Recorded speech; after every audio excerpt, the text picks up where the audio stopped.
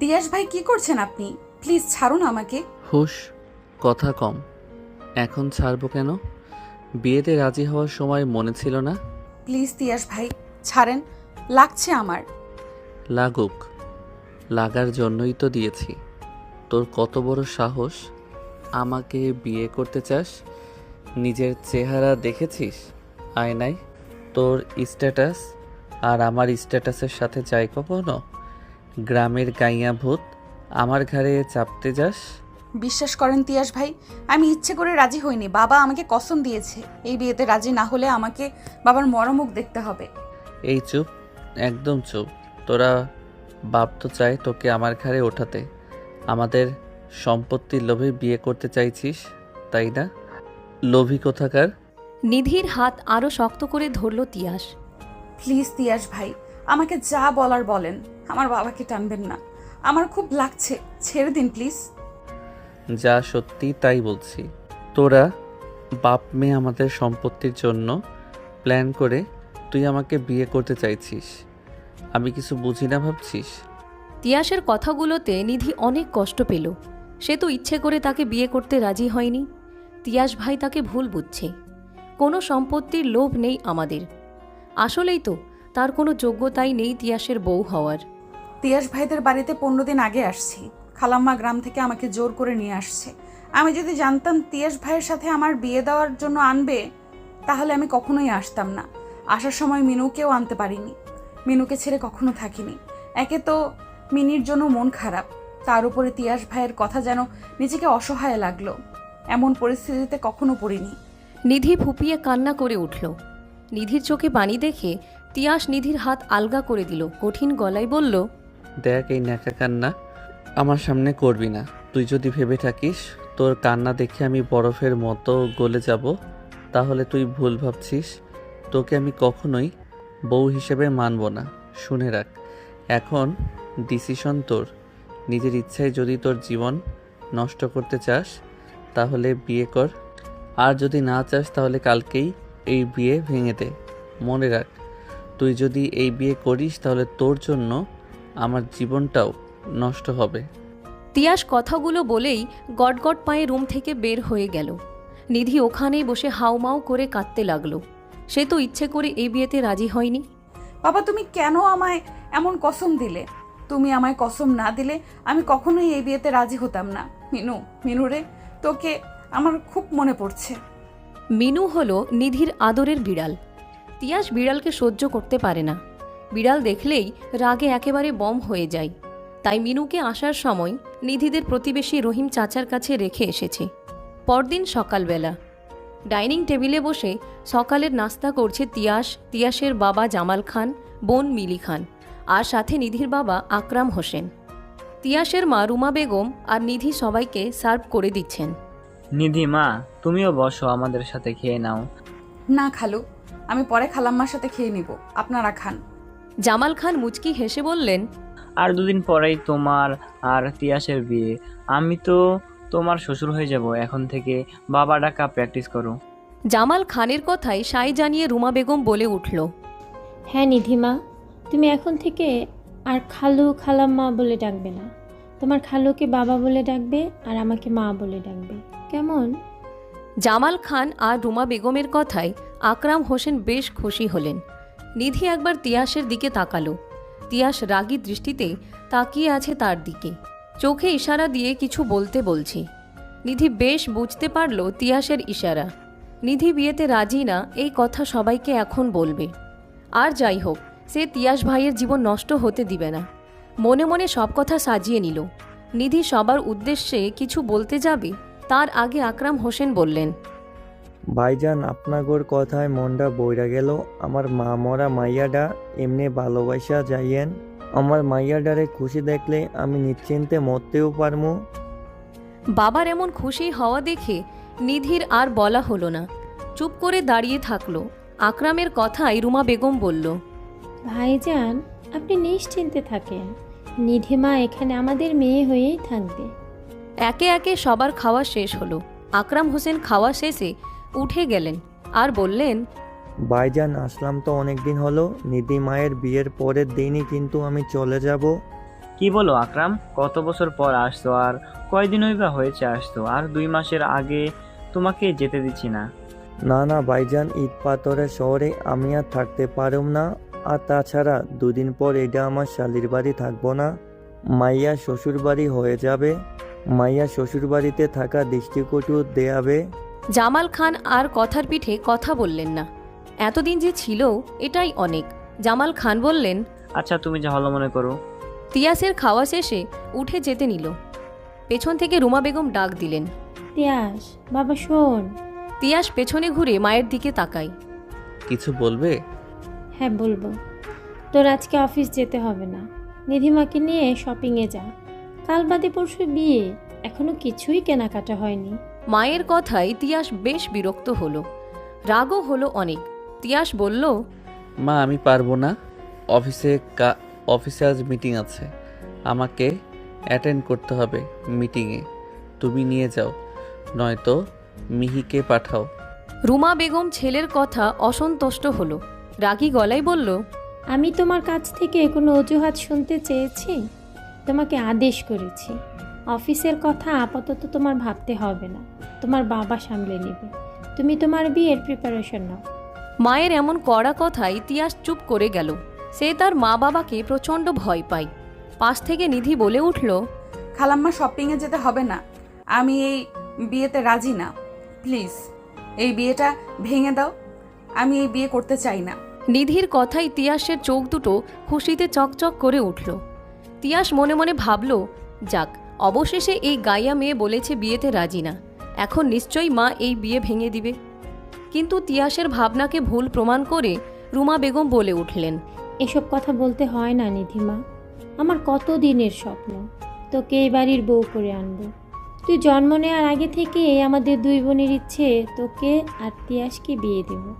তিয়াস যখন জন্ম নেয় তখন তোর মা বলেছিল, আপা তোর এই ছেলেকে কিন্তু আমি আমার মেয়ে জামাই বানাবো। তোর মা বেঁচে থাকলে হয়তো অনেক খুশি হতেন। আর যাই হোক, আমার মরা বোনের ইচ্ছে তো পূরণ করতে হবে।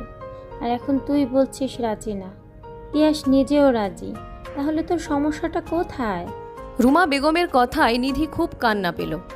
মায়ের কথা বড্ড মনে পড়ছে। তবুও কান্না গিলে নিয়ে বলতে চাইল, তিয়াস ভাইও বিয়েতে রাজি না, কিন্তু তা আর বলতে পারল না।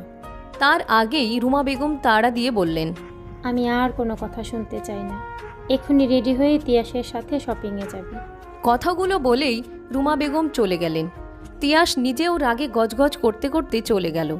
কিছু সময় পর নিধি আর তিয়াস বের হয়েছে শপিংয়ে যাওয়ার জন্য। তিয়াস ড্রাইভিং সিটে বসে, নিধি পেছনের সিটে বসতে গেলে তিয়াস নিধিকে ধমক দিয়ে বলে, এই গাইয়া মেয়ে, আমাকে কি তোর ড্রাইভার মনে হয় নাকি? সামনে এসে বস, যত যেখানে উটকো ঝামেলা সব আমার ঘাড়ে এসেই পড়ে। নিধি তিয়াসের কথায় আর কোনো জবাব দিল না, চুপচাপ এসে ফ্রন্ট সিটে বসল। তিয়াস গাড়ি স্টার্ট দিল। প্রায় মিনিট 40 পর একটা বড় শপিং মলের সামনে এসে গাড়ি থামল। কেউ কারো সাথে কথা বলল না। চারিদিকে উঁচু উঁচু বিল্ডিং, মানুষজন গিজগিজ করছে। কিছু কিছু বিল্ডিং মনে হচ্ছে আকাশ ছুঁয়ে গেছে। নিধি হাঁ করে চারিদিকে দেখতে লাগলো। সে তো গ্রামে বড় হয়েছে, কোনোদিন শহর এলাকায় আসেনি। নিধির এমন তাকানোয় তিয়াসের বেশ বিরক্ত হলো। নিধিকে ধমক দিয়ে বলল, এই ছোট লোক, এভাবে হাঁ করে কি দেখছিস? জীবনেও কি শপিং মল দেখিসনি? মানুষের সামনে কি আমার মান সম্মান খাবি নাকি? তিয়াসের কথায় নিধি অনেক কষ্ট পেল, কিন্তু তা প্রকাশ করল না। আস্তে করে বলল, আপনি আমাকে এইভাবে বলছেন কেন? আমি এত উঁচু বিল্ডিং কখনো দেখিনি, তাই দেখছিলাম। চুপ, একদম আমার মুখে মুখে তর্ক করবি না, চল আমার সাথে। কথাগুলো বলেই তিয়াস মলের ভেতরের দিকে হাঁটা ধরল। পেছন পেছন নিধিও গেল। তিয়াসের কথা মতো নিধি মাথা নিচে করে হাঁটছে। মাথা নিচে করে হাঁটার ফলে কতজনের সাথে যে ধাক্কা লেগেছে তার হিসাব নেই। নিধির উপরে তিয়াস এবার চরম বিরক্ত। তিয়াস রাগী গলায় বলল, এই মেয়ে, চোখ কি বাসায় রেখে আসছিস নাকি মানুষের সাথে ধাক্কা খেতে ভালো লাগছে তোর? নিধি কোনো উত্তর দিল না। তিয়াস আবারও ধমক দিয়ে বলল একটা থাপ্পড়ে সবগুলো দাঁত ফেলে দিব। বল, মাথা নিচু করে হাঁটছিস কেন? এবারেও নিধি কোনো উত্তর দিল না, চুপ করে দাঁড়িয়ে রইল। তিয়াসের যেন ধৈর্য সীমা পার হয়ে যাচ্ছে। এবার কড়া করে একটা ধমক দিল। তিয়াসের এমন ধমকে নিধি আমতা আমতা করে বলে, আপনি কি করছিস? ঠিকভাবে কথা বল। আপনি তো বলেছেন মাথা নিচু করে হাঁটতে, তাই হাঁটছিলাম। আর একটু আগে তো বললেন আপনার মুখের উপরে যেন কথা না বলি, তাই তো চুপ করেছিলাম। একদমে কথাগুলো বলে নিধি। ভয়ে হাত পা ঠান্ডা হয়ে যাচ্ছে নিধির। এই একটা লোককে প্রচণ্ড ভয় পায় নিধি। তিয়াস নিধির ভয় পাওয়া দেখে কিছু বলল না। আবারও হাঁটা ধরল মলের ভেতরে। প্রায় 2 ঘন্টা পর তাদের শপিং করা শেষ হলো। সব কিছু চয়েস তিয়াসই করেছে। নিধি পুরোটা সময় রোবট হয়েছিল। তার বিয়ের জন্য শপিং করা হলেও তিয়াস একটাবারও নিধির মতামত নেয়নি। দোকানে ভেতর ঢুকে যেইটা সামনে পেয়েছে সেটাই কিনে নিয়েছে। শপিং করতে করতে দুপুর হয়ে যায়। তিয়াস কি মনে করে নিধিকে জিজ্ঞেস করে, দুপুর তো হয়ে গেছে, তোর কি খিদে লেগেছে? 2 দিকে মাথা নাড়িয়ে আস্তে করে বলে, না। বাসায় গিয়ে আবার বলিস না তোকে কিছু কিনে খাওয়াইনি। কিছু খেতে চাইলে বল। নিধি আবারও 2 দিকে মাথা নাড়িয়ে না বলে। তিয়াসও আর কিছু বলে না। দুজনেই বাসার উদ্দেশ্যে রওনা দেয়। রাতের বেলা নিধি তার রুমের ব্যালকনিতে দাঁড়িয়ে আছে। আকাশের দিকে তাকিয়ে কোনো এক তারার মাঝে তার মাকে খুঁজে চলেছে। তখনই মিহি এলো। মিহি আর নিধি একই বয়সী। মিহি নিধিকে পেছন থেকে ডাক দিল, আপু, কি করছো এখানে তুমি? রাতের পর ব্যালকনিতে আসা ভাইয়া পছন্দ করে না। নিধি পেছনে ঘুরে দাঁড়ায়। মিহি দেখে নিধির চোখে জল। নিধির চোখের জল দেখে মিহি হতভম্ব হয়ে যায়। কি হয়েছে ভাবি, কাঁদছো কেন? বলো আমাকে। নিধি এবার জোরে কান্না করে দিল আর বলতে লাগলো, জানো, জন্মের সময় নাকি আমার মা মারা গেছে। কখনো মায়ের আদর পাইনি। মায়ের আদর কেমন হয়, আমার মা মারা যাওয়ায় নানির বাড়ির লোকেরা আমার উপর থেকে মুখ ফিরিয়ে নেয়। তাদের ধারণা আমার জন্য আমার মা নাকি মারা গেছে। আমি অপয়া একটা মেয়ে। দাদা বাড়ির সবাই আদর করত। বাবাকে আরেক বিয়ে করার জন্য জোর করলে বাবা আমার বাহানা দিয়ে রাজি হতো না। বাবার ধারণা সৎ মা আসলে কখনো আমাকে ভালোবাসবে না। আমার কথা চিন্তা করে বাবা আর দ্বিতীয় বিয়ে করেননি। সেজন্য দাদাবাড়ির সবার চোখের কাটা হয়ে গেলাম আমি। তারপর বাবা আমাকে নিয়ে বাড়ি থেকে এক কাপড়ে বের হয়ে আসেন। বাবা মেয়ের ছোট সংসার হলো ওই গ্রামে। দাদাবাড়ির সবাইও আমার আর বাবার থেকে মুখ ফিরিয়ে নিল। বাবা কখনো মায়ের আদরের কমতি রাখেননি।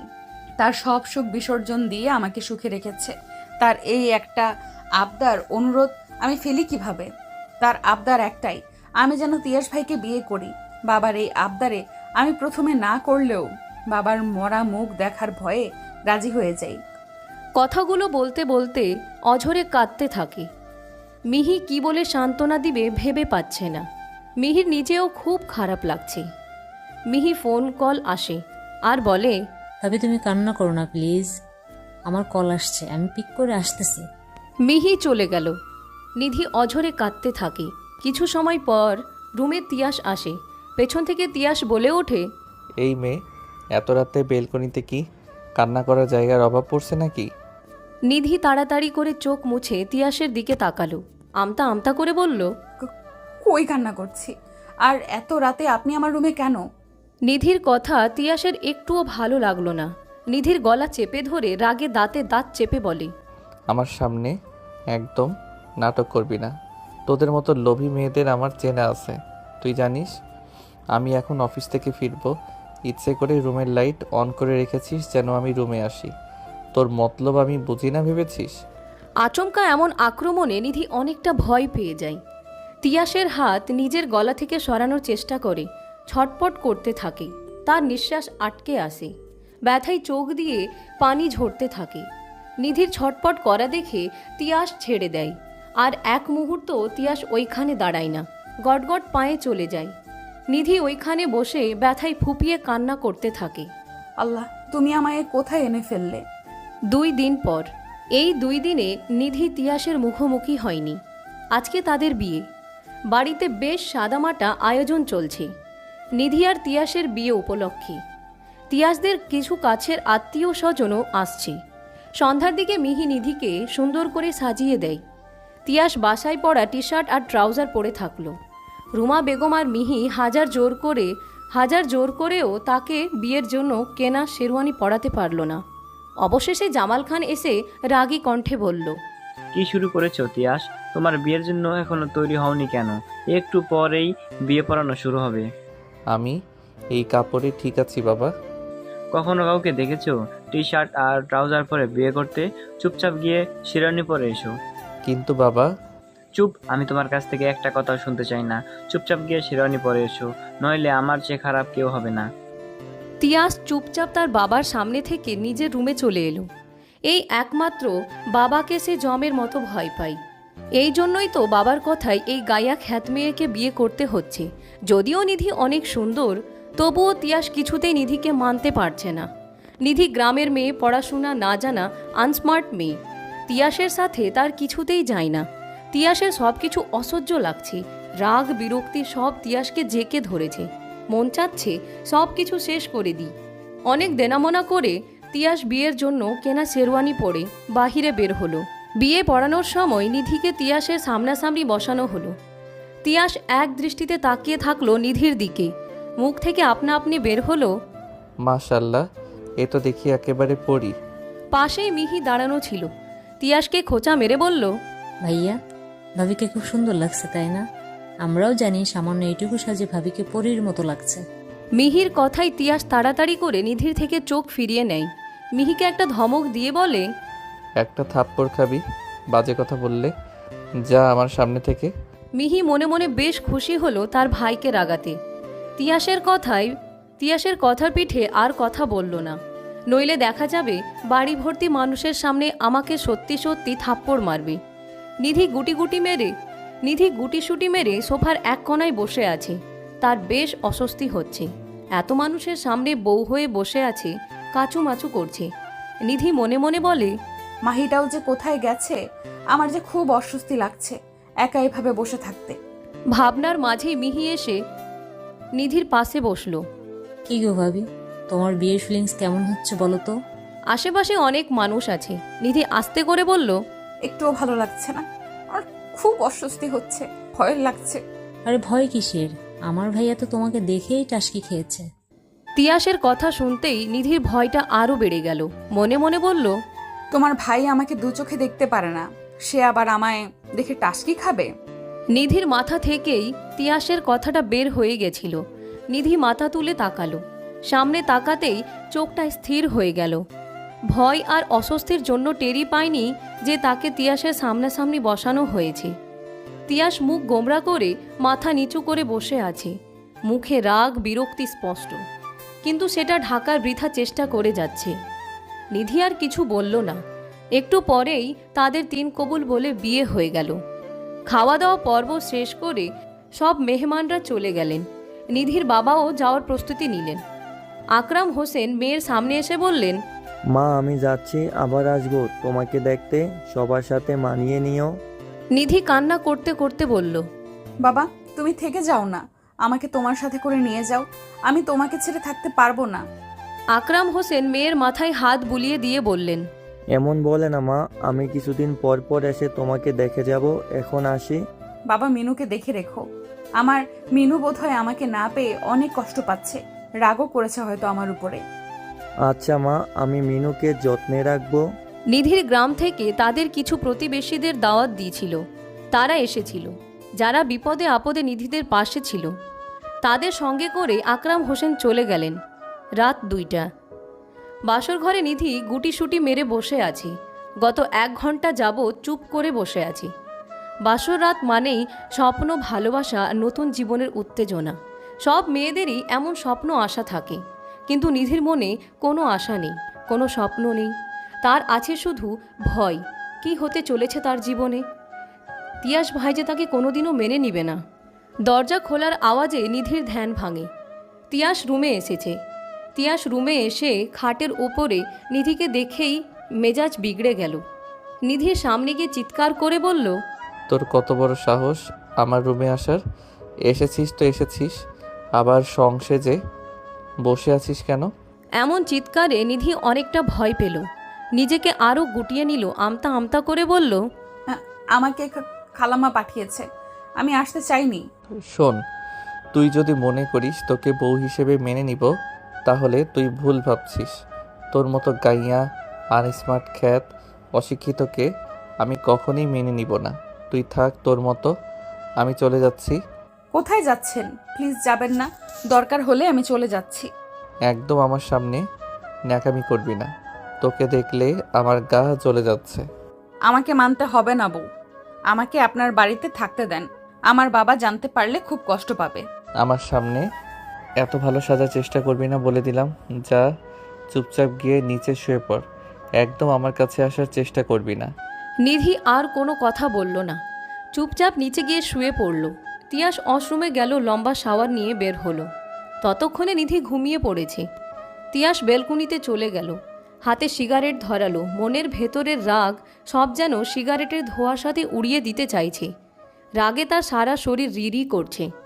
শেষমেশ বাবা মা আমার সাথে একটা অশিক্ষিত মেয়ের বিয়ে দিল, ভাবতেও আমার রাগ হচ্ছে। পরদিন সকালবেলা নিধি ঘুম থেকে উঠে বিছানায় তিয়াসকে দেখতে পেল না। নিধি ভাবল হয়তো বাহিরে হাঁটতে গেছে। নিধি ফ্রেশ হয়ে কিচেনে চলে যায়। কাল রাতেই সব গেস্টরা চলে গেছে, বাসায় আছে তার পরিবারের কয়েকজন। নিধি সকালে নাস্তা তৈরি করলো, ততক্ষণে রুমা বেগম উঠে এসেছে। নিধিকে নাস্তা বানাতে দেখে উত্তেজিত হয়ে বলল, কি করছো নিধি? কাল তোমার বিয়ে হয়েছে আর আজকে তুমি রান্নাঘরে কেন? ছাড়ো এসব, যাও রুমে গিয়ে রেস্ট নাও। না গো খালাম্মা, আমি যাব না। আমার রান্না করতে ভালো লাগে। তাছাড়া আমি তো বাড়িতে সব সময় সকালে উঠে নাস্তা বানাতাম। ওটা তোমার বাবার বাড়ি ছিল, কিন্তু এটা তোমার শ্বশুর বাড়ি। তার উপরে কাল তোমাদের বিয়ে হয়েছে। যাও রুমে যাও। হ্যাঁ সেটাই তো, আমি তো পরের মেয়ে। আমাকে সেটা মনে করিয়ে দিলে আমি শুধুমাত্র এই বাড়ির বউ। আমি এইভাবে বলতে চাইনি মা, তোমার কালকে বিয়ে হয়েছে। আজকে যদি রান্না করো তাহলে মানুষ আমাকে দজ্জাল শাশুড়ি বলবে, বলবে আমি নতুন বৌমাকে দিয়ে কাজ করাই। নিধি অবশেষে তার শাশুড়ির কাছে হার মানল। কিচেন থেকে বেরিয়ে রুমে যাওয়ার উদ্দেশ্যে পা বাড়ালো। ঘুম থেকে উঠে তো আমি ওনাকে রুমে পাইনি, মনে হয় হাঁটতে গেছে বাহিরে। ও আচ্ছা, ঠিক আছে, তুমি গিয়ে রেস্ট করো। তিয়াস বাড়িতে ফিরলে ওকে কফি বানিয়ে দিও। নিধি আচ্ছা বলে চলে গেল রুমে। রাতে যেগুলো গিফট পেয়েছে ওগুলো গুছিয়ে রাখছিল। নিধির চোখ পড়ে টেবিলের ওপরে একটা লাল রঙের কাগজ। কাগজটার উপরে কলম রাখা। নিধি টেবিলের কাছে গেল, কাগজটায় কি লেখা আছে পড়তে লাগলো। কাগজটায় যা লেখা আছে তা পড়ে নিধি স্তব্ধ হয়ে গেল। তার সারা শরীর কাঁপছে, কথা বলার শক্তি পাচ্ছে না। কথাগুলো যেন গলায় কাটার মতো বিচ্ছে। ঠাই দাঁড়িয়ে রইল ওইখানে। তখন মিহি রুমে আসলো। ভাবি, তোমাকে খেতে ডাকছে, আসো। নিধির কোনো আওয়াজ পেল না। কি হলো ভাবি, ওইদিকে ঘুরে কি করছো? আসো, তোমাকে খেতে ডাকছে তো। এবারও নিধির কোনো সাড়া শব্দ পাওয়া গেল না। মিহি এবার নিধির কাছে গেল। পেছন থেকে নিধির ঘাড়ে হাত রাখতেই নিধি জ্ঞান হারিয়ে নিচে পড়ে যায়। এমন ঘটনায় মিহি হতভম্ব হয়ে যায়। চিৎকার করে তার মা বাবাকে ডাকে। রুমা বেগম আর জামাল খান হুড়মুড় করে রুমে ছুটে আসে। নিধির কি হয়েছে জিজ্ঞেস করলে বলে, আমি জানি না মা, আমি ভাবিকে ডাকতে আসলাম, ভাবির কাঁধে হাত রাখতেই জ্ঞান হারালো। নিধির হাতে একটা কাগজ দেখে রুমা বেগম মিহির উদ্দেশ্যে বলল, মিহি, দেখ তো নিধির হাতে কিসের কাগজ, কি লেখা আছে ওই কাগজে। মিহি মায়ের কথা মতো নিধির হাতের কাগজটা হাতে নেয়, যা লেখা আছে তা পড়তে শুরু করে। প্রিয় বাবা মা, তোমাদেরকে আমি অনেক ভালোবাসি। আমার ভালোবাসার যে এই দাম দিবে তা আমি কখনো ভাবিনি। আমি তুবাকে ভালোবাসি আগেই বলেছিলাম, কিন্তু তোমরা আমার কথা শোনোনি। আমার সাথে শেষ পর্যন্ত একটা গাইয়া মেয়ের বিয়ে দিলে। কি আছে ওই মেয়ের? অশিক্ষিত গাইয়া, আনস্মার্ট খ্যাত। ওই মেয়ের সাথে আমার কোনো দিনও যায় না। আমি চলে যাচ্ছি, অনেক দূরে যাচ্ছি। তোমরা থেকেও তোমাদের আদরের গাইয়া ভূতকে নিয়ে। আমার পক্ষে সম্ভব না ওই অশিক্ষিত মেয়ের সাথে সংসার করা। আমাকে খুঁজে বের করার চেষ্টা করো না, অবশ্য খুঁজলেও পাবে না। ইতি, তোমাদের অবাধ্য ছেলে। চিঠিটা পড়ে সবাই হতভম্ব হয়ে গেল। তাদের ধারণার বাহিরে ছিল যে তিয়াস এমন কাজ করতে পারে। জামাল খান প্রচণ্ড রেগে গেলেন। রাগী গলায় চিৎকার করে বললেন, তিয়াস, তুমি অনেক বড় ভুল করেছো। তুমি হীরা ছেড়ে কয়লার পিছনে ছুটেছো। তোমার জন্য এই বাড়ির দরজা সারা জীবনের জন্য বন্ধ হয়ে গেল। রুমা বেগম কান্নায় ভেঙে পড়লেন। ছেলেকে হারিয়েছে সে দুঃখে না, একটা মেয়ের জীবন নষ্ট হওয়ার জন্য। নিধির কি হবে? তাদের একটা ভুল সিদ্ধান্তে নিধির জীবনটা এভাবে নষ্ট হয়ে গেল। নিধি বেলকনিতে দাঁড়িয়ে আছে, আকাশের দিকে তাকিয়ে আছে। তার মনে হাজারো অভিযোগ, কিন্তু তার অভিযোগ শোনার মতো কেউ নেই। তিয়াস বাড়ি ছেড়ে চলে গেছে আজ 2 দিন হলো। এই দুদিনে নিধির জীবনটা উলট পালট হয়ে গেছে। তার নিজেকে খুব অপরাধী লাগছে। তার জন্যই আজ তিয়াস ভাই বাড়ি ছাড়া হলো। এই বাড়িতে থাকতে তার দম বন্ধ হয়ে আসছে। সে যে এই কদিনে তিয়াসকে ভালোবেসে ফেলেছে, তার যে মনের এক কোণে তিয়াস নামক মানুষটা বাসা বেঁধেছে। নিধির ধ্যান ভাঙে মিহির ডাকে। কি করছো ভাবি? নিধি পেছনে ঘুরে তাকালো না, যেভাবে ছিল সেভাবে থেকে বলল, কিছু না মিহি, কিছু বলবে? তোমার কি মন খারাপ? যার মন নেই তার আবার মন খারাপ হয় কিভাবে মিহি? মিহির বুঝতে বাকি রইল না যে নিধির মন খারাপ। এই 2 দিনে নিধি খাওয়া দাওয়া ছেড়ে দিয়েছে, কারো সাথে কথা বলে না, সব সময় কান্না করে। মিহি নিধির সামনে একটা বিড়াল রেখে বলে, দেখো তো তোমার মন ভালো হয় কি না।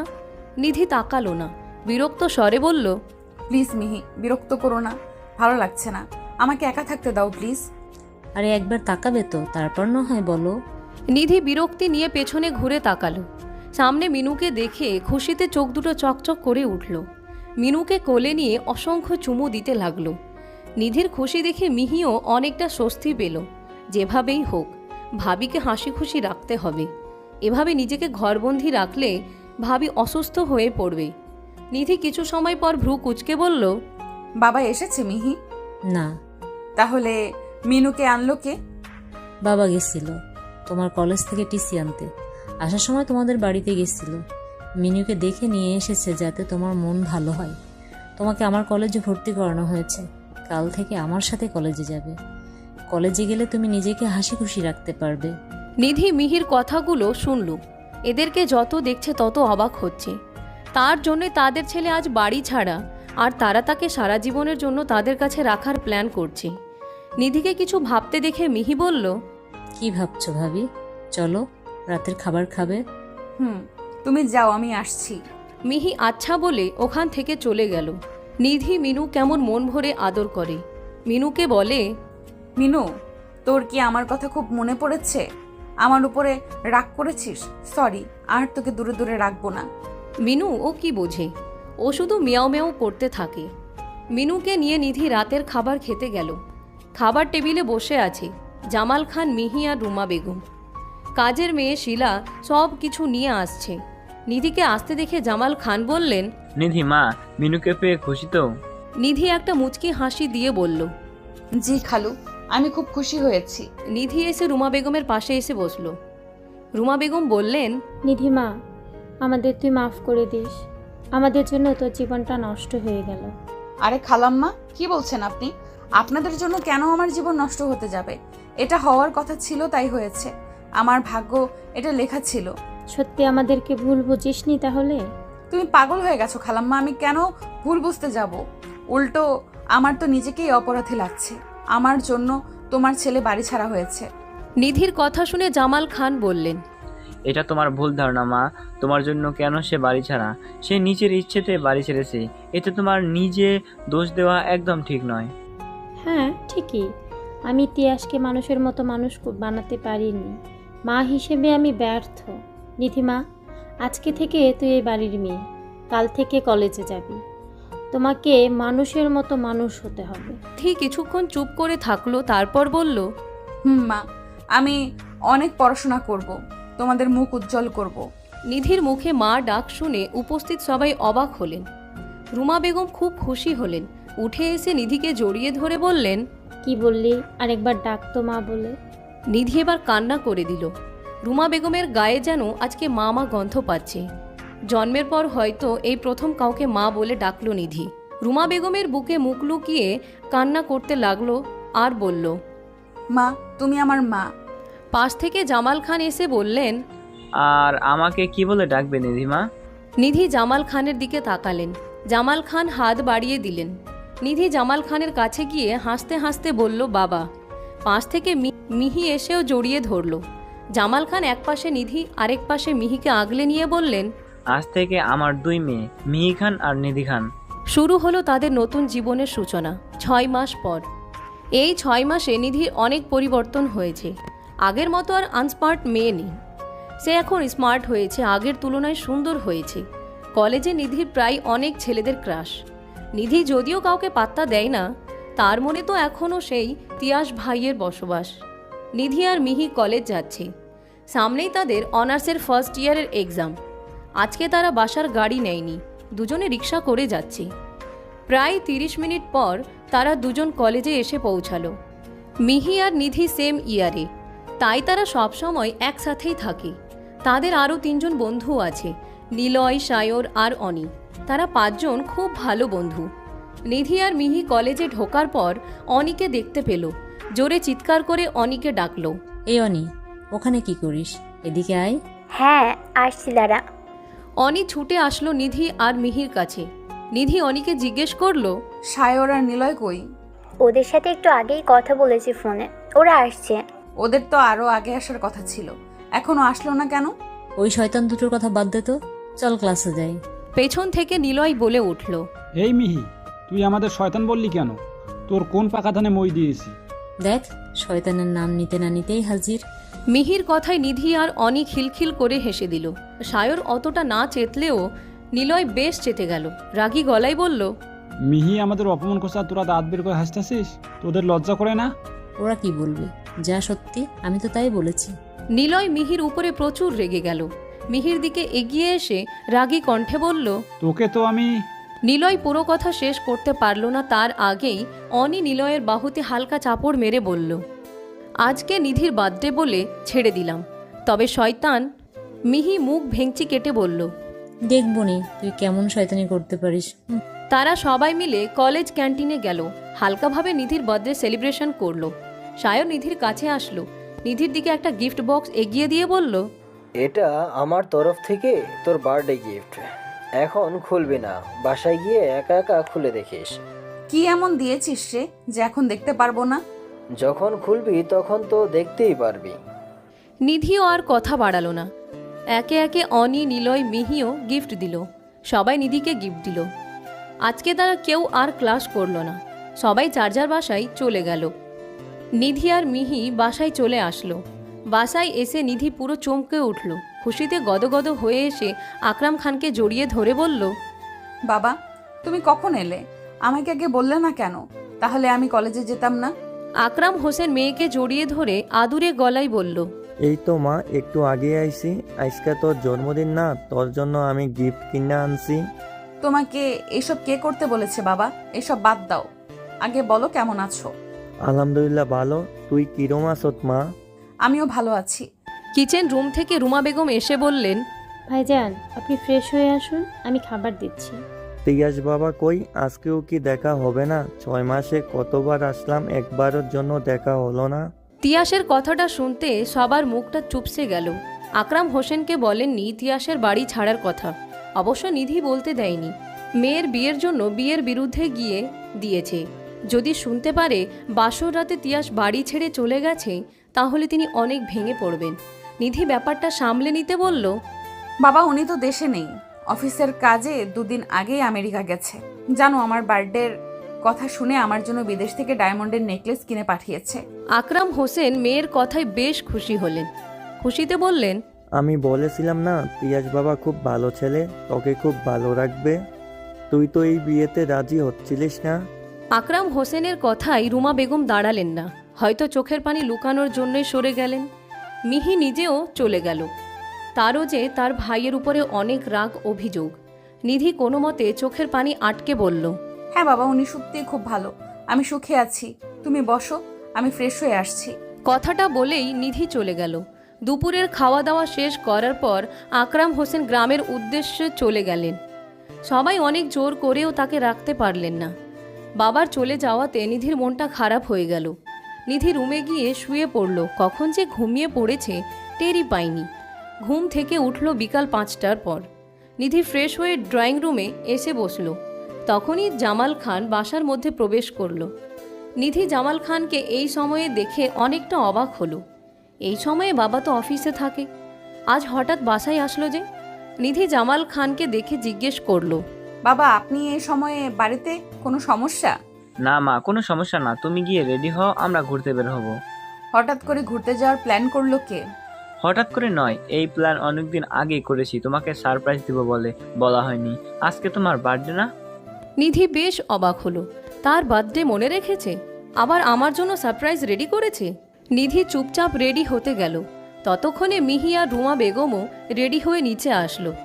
কিছু সময় পর নিধিও রেডি হয়ে আসলো। চারজন মিলে বের হলো ঘোরার উদ্দেশ্যে। তারা অনেক জায়গায় ঘোরাঘুরি করলো, মজা করলো, ছবি তুললো। জামাল খান নিধিকে একটা ডায়মন্ডের নেকলেস গিফট করলেন। অনেক ঘোরাঘুরি করে তারা বাসায় আসলেন অনেক রাতে। রাতের খাবার বাহিরে থেকে খেয়ে এসেছেন, এজন্য বাসায় এসে যে যার রুমে গিয়ে শুয়ে পড়ল। রাত 2টা বাজে। নিধি বসে বই পড়ছিল। হঠাৎ তার মনে হলো, আরে সায়র, আমাকে যে গিফটটা দিয়েছিল সেটা দেখা হয়নি, যাই এখন গিয়ে দেখি তো। বলেই নিধি টেবিলের ওপর থেকে গিফট বক্স ওঠালো। বক্সের র্যাপিং খুলে এক জোড়া নুপুর আর একটা চিঠি পেল। নিধি ভ্রুকুচকে চিঠিটার দিকে তাকালো, তারপর পড়া শুরু করলো।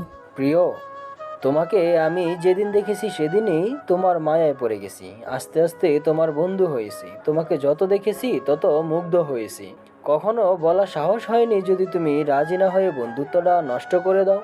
এই ভেবে নিজের আবেগ আর ধরে রাখতে পারলাম না, অবশেষে তোমাকে বলেই দিলাম, ভালোবাসি তোমাকে, খুব ভালোবাসি। চিঠিটা পড়ে নিধি অনেক অবাক হয়। সায়র সবসময় ফ্রি হয়ে কথা বলেছে, আমি তো কখনো বুঝতেই পারিনি ওর মনে এত কিছু চলছে। তাহলে অনেক আগে বারণ করে দিতে পারতাম, আমারই ভুল। ওদেরকে বলা উচিত ছিল আমি বিবাহিত। ভাবনার মাঝে তখনই কলিং বেল বেজে উঠল। আচমকা এমন কলিং বেলের শব্দে নিধি কিছুটা ঘাবড়ে গেল। নিধি ভাবল, এত রাতে আবার কে আসলো? বাসার সবাই তো ঘুমাচ্ছে, আমার কি দরজা খোলা উচিত হবে? নিধি অনেক দোনামোনা করে ভয়ে ভয়ে দরজার কাছে গেল। তখনও এক নাগাড়ে কলিং বেল বাজিয়ে যাচ্ছে। নিধির ভয়ে গলা শুকিয়ে কাঠ, ভয়ে সারা শরীর কাঁপছে। এত রাতে কে আসতে পারে? নিধি ভয়ে ভয়ে আস্তে আস্তে দরজা খুলল। দরজার সামনের মানুষটিকে দেখে নিধি ভয়ে আতকে উঠল। কি বিধ্বস্ত দেখাচ্ছে, মাথা থেকে রক্ত চুইয়ে চুইয়ে পড়ছে, শরীরে একটা প্যান্ট ছাড়া কিছু পরা নেই। সারা গায়ে মারের দাগ, চোখ মুখ অসম্ভব লাল হয়ে আছে, মুখে বড় বড় দাড়ি, চুলগুলো ঘাড় ছুঁয়ে গেছে। নিধির গলা দিয়ে যেন কোনো কথাই বের হচ্ছে না, স্তব্ধ হয়ে দাঁড়িয়ে রইল। সামনে থাকা মানুষটি নিধির দিকে এক দৃষ্টিতে তাকিয়ে আছে। নিধি কাঁপা কাঁপা স্বরে বলল, তিয়াস ভাই, আপনি ফিরে এসেছেন? তিয়াস নিধিকে ঠেলে ঘরে ঢুকলো। নিধি উত্তেজিত হয়ে গেল। তিয়াসের সামনে গিয়ে কাঁদতে কাঁদতে বলল, তিয়াস ভাই, আপনার এই অবস্থা হলো কিভাবে? কে মেরেছে এভাবে? তিয়াস কিছু বলতে পারল না। তার আগেই জ্ঞান হারিয়ে মাটিতে লুটিয়ে পড়ল। নিধি ভয়ে চিৎকার করে উঠল। নিধির চিৎকার শুনে জামাল খান, রুমা বেগম, মিহি সবাই হুড়মুড় করে ড্রয়িং রুমে আসে। উত্তেজিত হয়ে রুমা বেগম জিজ্ঞেস করেন, কি হয়েছে মা, এমন চিৎকার করলে কেন? ভয় পেয়েছো? ড্রয়িং রুমে ড্রিম লাইটে তিয়াসকে তেমন দেখা গেল না। মিহি ছুটে গিয়ে লাইট জ্বালিয়ে দিল। লাইট জ্বালানোর সাথে সাথে রুমা বেগম চিৎকার করে উঠলে মিহি নিজেও অনেকটা ভয় পেল। দীর্ঘ 6 মাস পর তিয়াসকে দেখছে তারা, তাও আবার এই অবস্থায়। মুখের দিকে তাকানো যাচ্ছে না, রক্তে ফ্লোর ভেসে যাচ্ছে। ছেলের এই অবস্থা দেখে জামাল খান কি করবে ভেবে পাচ্ছেন না, দিশেহারা হয়ে গেছে। নিধি নিজেকে সামলিয়ে উঠে দাঁড়ালো। জামাল খানের কাছে গিয়ে কান্না করতে করতে বলল, বাবা, ও বাবা, ওনাকে তাড়াতাড়ি ধরুন, হাসপাতালে নিয়ে যেতে হবে তো, অনেক রক্ত পড়ছে। জামাল খান পাথর হয়ে গেছেন। ফ্লোরে বসে মিহি আর রুমা বেগম চিৎকার করে কান্না করছেন। নিধি জামাল খানকে হালকা ধাক্কা মেরে বলল, বাবা, শুনতে পারছেন আমার কথা? ওনাকে ধরুন, হসপিটালে নিতে হবে, নইলে মরে যাব তো। নিধির ধাক্কায় জামাল খানের হুঁশ ফিরে তড়িঘড়ি করে তিয়াসকে ধরে গাড়িতে উঠাই, যত তাড়াতাড়ি সম্ভব হসপিটালে নিয়ে যায়। কিছু সময় পর তিয়াসকে অপারেশন থিয়েটারে নেওয়া হয়েছে। জামাল খানের কথায় বড় বড় ডক্টরকে কল করে আনা হয়েছে। নিধি, মিহি, রুমা বেগম অঝরে কান্না করছে। কি থেকে কি হয়ে গেল কেউই বুঝতে পারছে না। ওদের কান্না দেখে জামাল খান নিজেকে শক্ত রাখলেন। সেও যদি ভেঙে পড়ে তাহলে এদের সামলাবে কিভাবে? দীর্ঘ 3 ঘন্টা পর তিয়াসের অপারেশন শেষ হলো। অপারেশন থিয়েটার থেকে ডক্টরকে বের হতে দেখে জামাল খান এগিয়ে গেল, উত্তেজিত হয়ে বলল, ডক্টর, আমার ছেলের কি অবস্থা, ভালো আছে তো? এই মুহূর্তে কিছু বলতে পারছি না মিস্টার খান। ওনার মাথায় বেশ বড়সড় আঘাত পেয়েছেন। ওনার সারা শরীরে মারের দাগ। মনে হচ্ছে অনেকদিন ধরে ওনাকে কেউ অত্যাচার করেছে। 72 ঘন্টার মধ্যে জ্ঞান না ফিরলে উনি কোমায় চলে যাবে। কথাগুলো বলে ডক্টর চলে গেল। ডক্টরের কথা শুনে জামাল খান নিজে ভেঙে পড়লেন। তার মাথায় একটা কথা বারবার ঘুরপাক খাচ্ছে, তার ছেলেকে আটকে রেখেছিল কে, আর এত বাজেভাবে কে মারল। 2 দিন পর, এই 2 দিনে নিধি 1 মিনিটের জন্য তিয়াসের থেকে সরেনি। সারাক্ষণ তিয়াসের পাশে বসে থাকে। রুমা বেগম থাকতে চেয়েছিলেন, কিন্তু নিধি থাকতে দেয়নি। ছেলের টেনশনে অসুস্থ হয়ে পড়েছেন। হসপিটালে থাকলে আরও অসুস্থ হয়ে পড়বে, তাই নিধি, জামাল খান, মিহি কেউই থাকতে দেয়নি। রুমা বেগম নিয়ম করে প্রতিদিন 3 বার আসে, ছেলেকে দেখে আবার চলে যায়। মিহি প্রায় নিধির সাথে থাকে। জামাল খান প্রতিদিন অফিসে যাওয়ার পথে আর ফেরার পথে তিয়াসকে দেখে যায়। নিধি তিয়াসের মাথার কাছে বসে, তার মাথায় হাত বুলিয়ে দিচ্ছিল আর নীরবে চোখের জল ফেলছিল। নিধি ফুপিয়ে কান্না করে আর বলে, আপনি চোখ খুলুন প্লিজ। আমি আর আপনার সামনে আসবো না। এই গাইয়া মেয়েকে আপনার আর দেখতে হবে না। আমি অনেক দূরে চলে যাব। আপনি শুধু একবার চোখ মেলে তাকান। নিধির চোখের পানি তিয়াসের হাতের উপর পড়ছে। নিধি খেয়াল করলো তিয়াসের হাত নড়ছে, চোখ পিটপিট করছে। নিধি উত্তেজিত হয়ে চিৎকার করে মিহিকে ডাকে। মিহি, মিহি। মিহি বাহিরেই ছিল। নিধির এমন চিৎকার করে হুড়মুড় করে টেবিলে ঢুকে। আরে ভাবি, কি হয়েছে? এভাবে চিৎকার করছো কেন? ভাইয়ার প্রবলেম হবে তো। দেখো, তোমার ভাই হাত নড়ছে, চোখ নড়ছে। নিধির কথায় মিহি অবিশ্বাস্য কণ্ঠে বলল, সত্যি ভাবি? ততক্ষণে তিয়াস চোখ মেলে তাকায়। মিহি ছুটে যায় তিয়াসের কাছে, গিয়ে কান্নামাখা কণ্ঠে বলে, ভাইয়া, ভাইয়া তুমি ঠিক আছো? তুমি ভালো হয়ে যাবে, তোমার কিচ্ছু হতে দিব না। বোনের কথায় তিয়াসের চোখের কার্নিশ বেয়ে 1 ফোঁটা পানি গড়িয়ে পড়ল। অক্সিজেন মাস্ক খোলার চেষ্টা করলো, কিছু বলার চেষ্টা করছে। নিধি ছুটে গেল ডক্টরকে ডাকতে। ডক্টর এসে তিয়াসের চেক আপ করলো। ততক্ষণে খবর পেয়ে জামাল খান আর রুমা বেগমও চলে এসেছে। ডক্টর বলল, মিস্টার খান, এটা তো পুরো মিরাকেল ঘটে গেছে। আমাদের ধারণার বাইরে ছিল যে এত তাড়াতাড়ি রোগীর জ্ঞান ফিরবে। ওনার ভালো মতো যত্ন নিলে খুব তাড়াতাড়ি সুস্থ হয়ে উঠবে। সবই নিধিমায়ের যত্নের ফল আর আল্লাহর ইচ্ছা। ডক্টর চলে গেলেন। রুমা বেগম তিয়াসের কাছে গেলেন, তিয়াসের মাথায় হাত বুলিয়ে দিয়ে বললেন, বাবা, তোর এই অবস্থা কেমন করে হলো? কে করেছে এসব? তিয়াস কোনো কথা বলল না, চুপ করে বসে রইল। তিয়াস ভয় পেল, ভয়ে কাঁপাকাঁপি করছে। রুমা বেগম আবারও জিজ্ঞেস করল, কি হলো বাবা? বল, যে করেছে তাকে আমরা পুলিশে দেব। তোর বাবা অলরেডি পুলিশকে ইনফর্ম করেছে। পুলিশ তোর জবাবদিহি নিবে। বল না, এসব কি করে হয়েছে? তিয়াস কোনো কথা বলল না। তার চোখ মুখ কেমন জানি করতে লাগলো। চোখ মুখে ভয়ের ছাপ স্পষ্ট। ছেলের এমন অবস্থা দেখে রুমা বেগম ঘাবড়ে গেলেন। ভয়ে তিয়াসের হাত পাও কাঁপতে লাগলো। রুমা বেগম জামাল খানের উদ্দেশ্যে বলল, দেখো না, পিয়াস কেমন জানি করছে, তাড়াতাড়ি ডক্টর ডাকো। জামাল খান ছুটে গেল ডাক্তার ডাকতে। ডক্টর এসে ঘুমের ইঞ্জেকশন দিয়ে তিয়াসকে ঘুম পাড়িয়ে শান্ত করলো আর বলে গেল, রোগীকে মানসিকভাবে কোনো প্রেশার দেবেন না। ওনার সাথে এই 6 মাসে অনেক খারাপ কিছু হয়েছে, যার ফলে অতীত মনে করতে ভয়ে এমন করেছে। রোগী যতদিন না সুস্থ হচ্ছে ততদিন অপেক্ষা করুন। ওনাকে এসব স্ট্রেস থেকে বের হতে সাহায্য করুন, নইলে অনেক বড় বিপদ হতে পারে। ডক্টরের কথা শুনে তারা সবাই অবাক হলো। তিয়াসের সাথে কি এমন হয়েছে? খারাপ কিছু কি করেছে? কে এমন নির্দয়ভাবে মেরেছে? কারো মাথায় ঢুকছে না।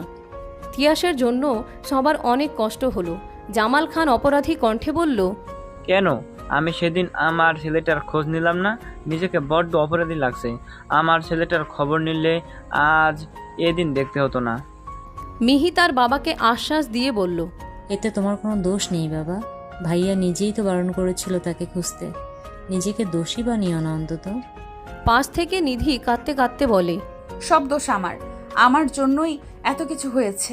আমার জন্যই তিয়াস ভাই বাড়ি ছাড়া হয়েছে, আর এই অবস্থা আমার জন্যই হয়েছে। নিধি ফুপিয়ে কান্না করে ওঠে। রুমা বেগম তাকে সান্ত্বনা দিয়ে বলে, এতে তোমার কোনো দোষ নেই, আমারই দোষ। জোর করে তোমাদের বিয়ে দিয়েছিলাম। যার ফলে আজ তোমার জীবনটা একাকিত্বে কাটছে আর আমার ছেলেটা আজ মৃত্যুর সঙ্গে লড়াই করছে। 15 দিন পর তিয়াস হসপিটালে আছে আজ 17 দিন হলো। নিধি নিজের সাধ্যমতো চেষ্টা করে যাচ্ছে তিয়াসকে সুস্থ করার। এক মুহূর্তের জন্য তিয়াসের কাছ থেকে সরেনি।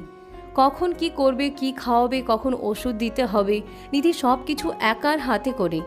রুমা বেগম থাকতে চাইলে তাকে থাকতে দেয় না নিধি। এই কয়দিন তিয়াস একবারের জন্য কারো সাথে কথা বলেনি, সব সময় চুপ করে থাকে। বেশি মানুষ দেখলে চিৎকার করে, রুমের লাইট অফ করলেও ভয়ে চিৎকার করে। কেউ কোনো প্রশ্ন করলে শুধু মাথা নাড়িয়ে সায় দেয়। মন মরা হয়ে থাকে, মাঝে মাঝে নিধির দিকে এক দৃষ্টিতে তাকিয়ে থাকে। নিধি এটা বেশ খেয়াল করে। তিয়াস এখন মোটামুটি ভালোই সুস্থ। ডক্টর আসে তিয়াসকে চেক আপ করতে। চেক আপ করা শেষে বলে, মিস্টার খান, আপনার বৌমার হাতে জাদু আছে, মানতে হবে। উনি যেভাবে যত্ন করে সেবা করেছেন, এতে রোগী সুস্থ না হয়ে পারে? হ্যাঁ ডক্টর, আমার বৌমা কোটিতে একটা, তার ছোঁয়া রোগী সুস্থ হতে সক্ষম। তা তিয়াসকে কবে রিলিজ করবেন? উনি এখন মোটামুটি অনেকটাই সুস্থ। তিয়াসকে আজকে রিলিজ করে দেওয়া হবে। রিলিজের কথা শুনে সবাই খুশি হয়ে যায়।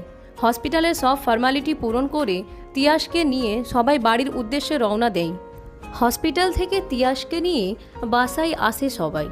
তিয়াস তখনও চুপচাপ, কোনো কথা বলে না।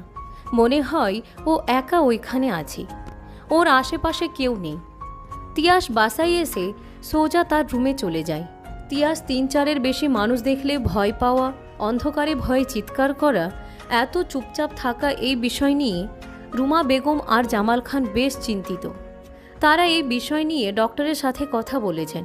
ডক্টর তাদেরকে বলেছেন যে তিয়াসকে অনেকদিন যাবৎ মেন্টাল টর্চার করা হয়েছে। তাকে কেউ এমনভাবে টর্চার করেছে যে ও মানসিকভাবে একটা আতঙ্কে থাকে। ও হয়তো অন্ধকার পরিবেশে ছিল, যার কারণে অন্ধকার দেখলে অতীতের ঘটনা মনে পড়ে আর ভয়ে আটকে ওঠে। ডক্টরের কথা শুনে রুমা বেগম আর জামাল খান অনেকটাই ভেঙে পড়েন। কি করবেন ভেবে পান না। যদিও ডক্টর তাদের আশ্বাস দিয়ে বলেছেন সময়ের সাথে সাথে ঠিক হয়ে যাবে। তিয়াসকে সবসময় ব্যস্ত রাখতে হবে, ভালো পরিবেশে রাখতে হবে। বাসায় এসে নিধি ওয়াশরুমে চলে যায়। ফ্রেশ হয়ে তিয়াসের রুমে আসে, দেখে তিয়াস চুপচাপ খাটের উপরে বসে আছে। নিধি কথা বলল না, দরজা থেকেই ফিরে গেল কিচেনের উদ্দেশ্যে। একটু পরেই তিয়াসের দুপুরের ওষুধ দিতে হবে। তাড়াতাড়ি করে স্যুপ বানিয়ে নিয়ে গেল তিয়াসের রুমে। তিয়াস তখন রুমে ছিল না। নিধি তিয়াসকে না দেখে কিছুটা ঘাবড়ে গেল। টেবিলের উপরে স্যুপের বাটিটা রেখে ওয়াশরুমের দিকে গেল। সেখানে গিয়েও পেল না। নিধি এবার ব্যালকনিতে গেল। ব্যালকনিতে গিয়ে যা দেখল, নিধি অবাক হলো। তিয়াস হাঁটু মুড়ে বসে ফুপিয়ে কান্না করছে। নিধি তিয়াসের কাছে গেল।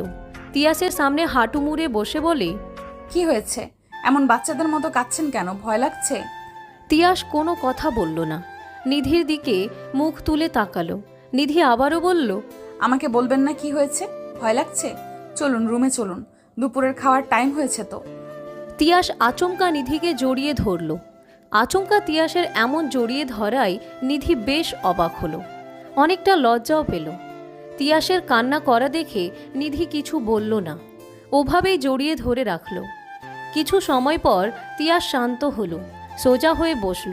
নিধি তিয়াসের হাত ধরে বলল, আপনি এমন চুপচাপ থাকেন কেন? আগের মতো রাগ দেখাতে পারেন না আমার সাথে?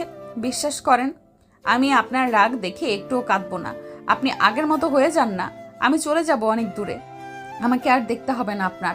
তিয়াস আবারও নিধিকে জড়িয়ে ধরল আর বলতে লাগলো, তো তুমি যেও না, তুমি যেও না, তুমি যেও না।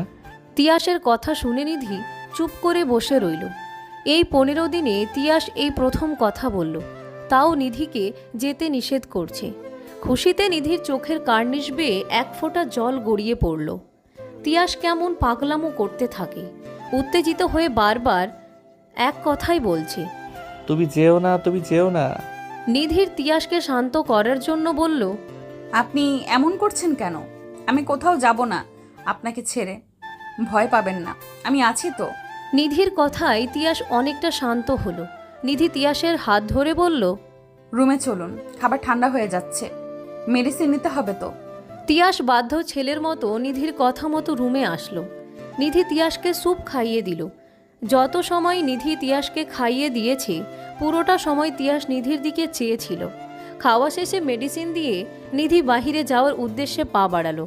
তখনই তিয়াস নিধির ওড়না ধরে বাচ্চাদের মতো করে বলে, তুমি যেও না, থেকে যাও না প্লিজ। আমি যাচ্ছি না, এগুলো রেখে আবার আসছি। না, তুমি চলে যাবে, আমি তোমাকে যেতে দিব না। নিধি তিয়াসের কথা মতো থেকে গেল।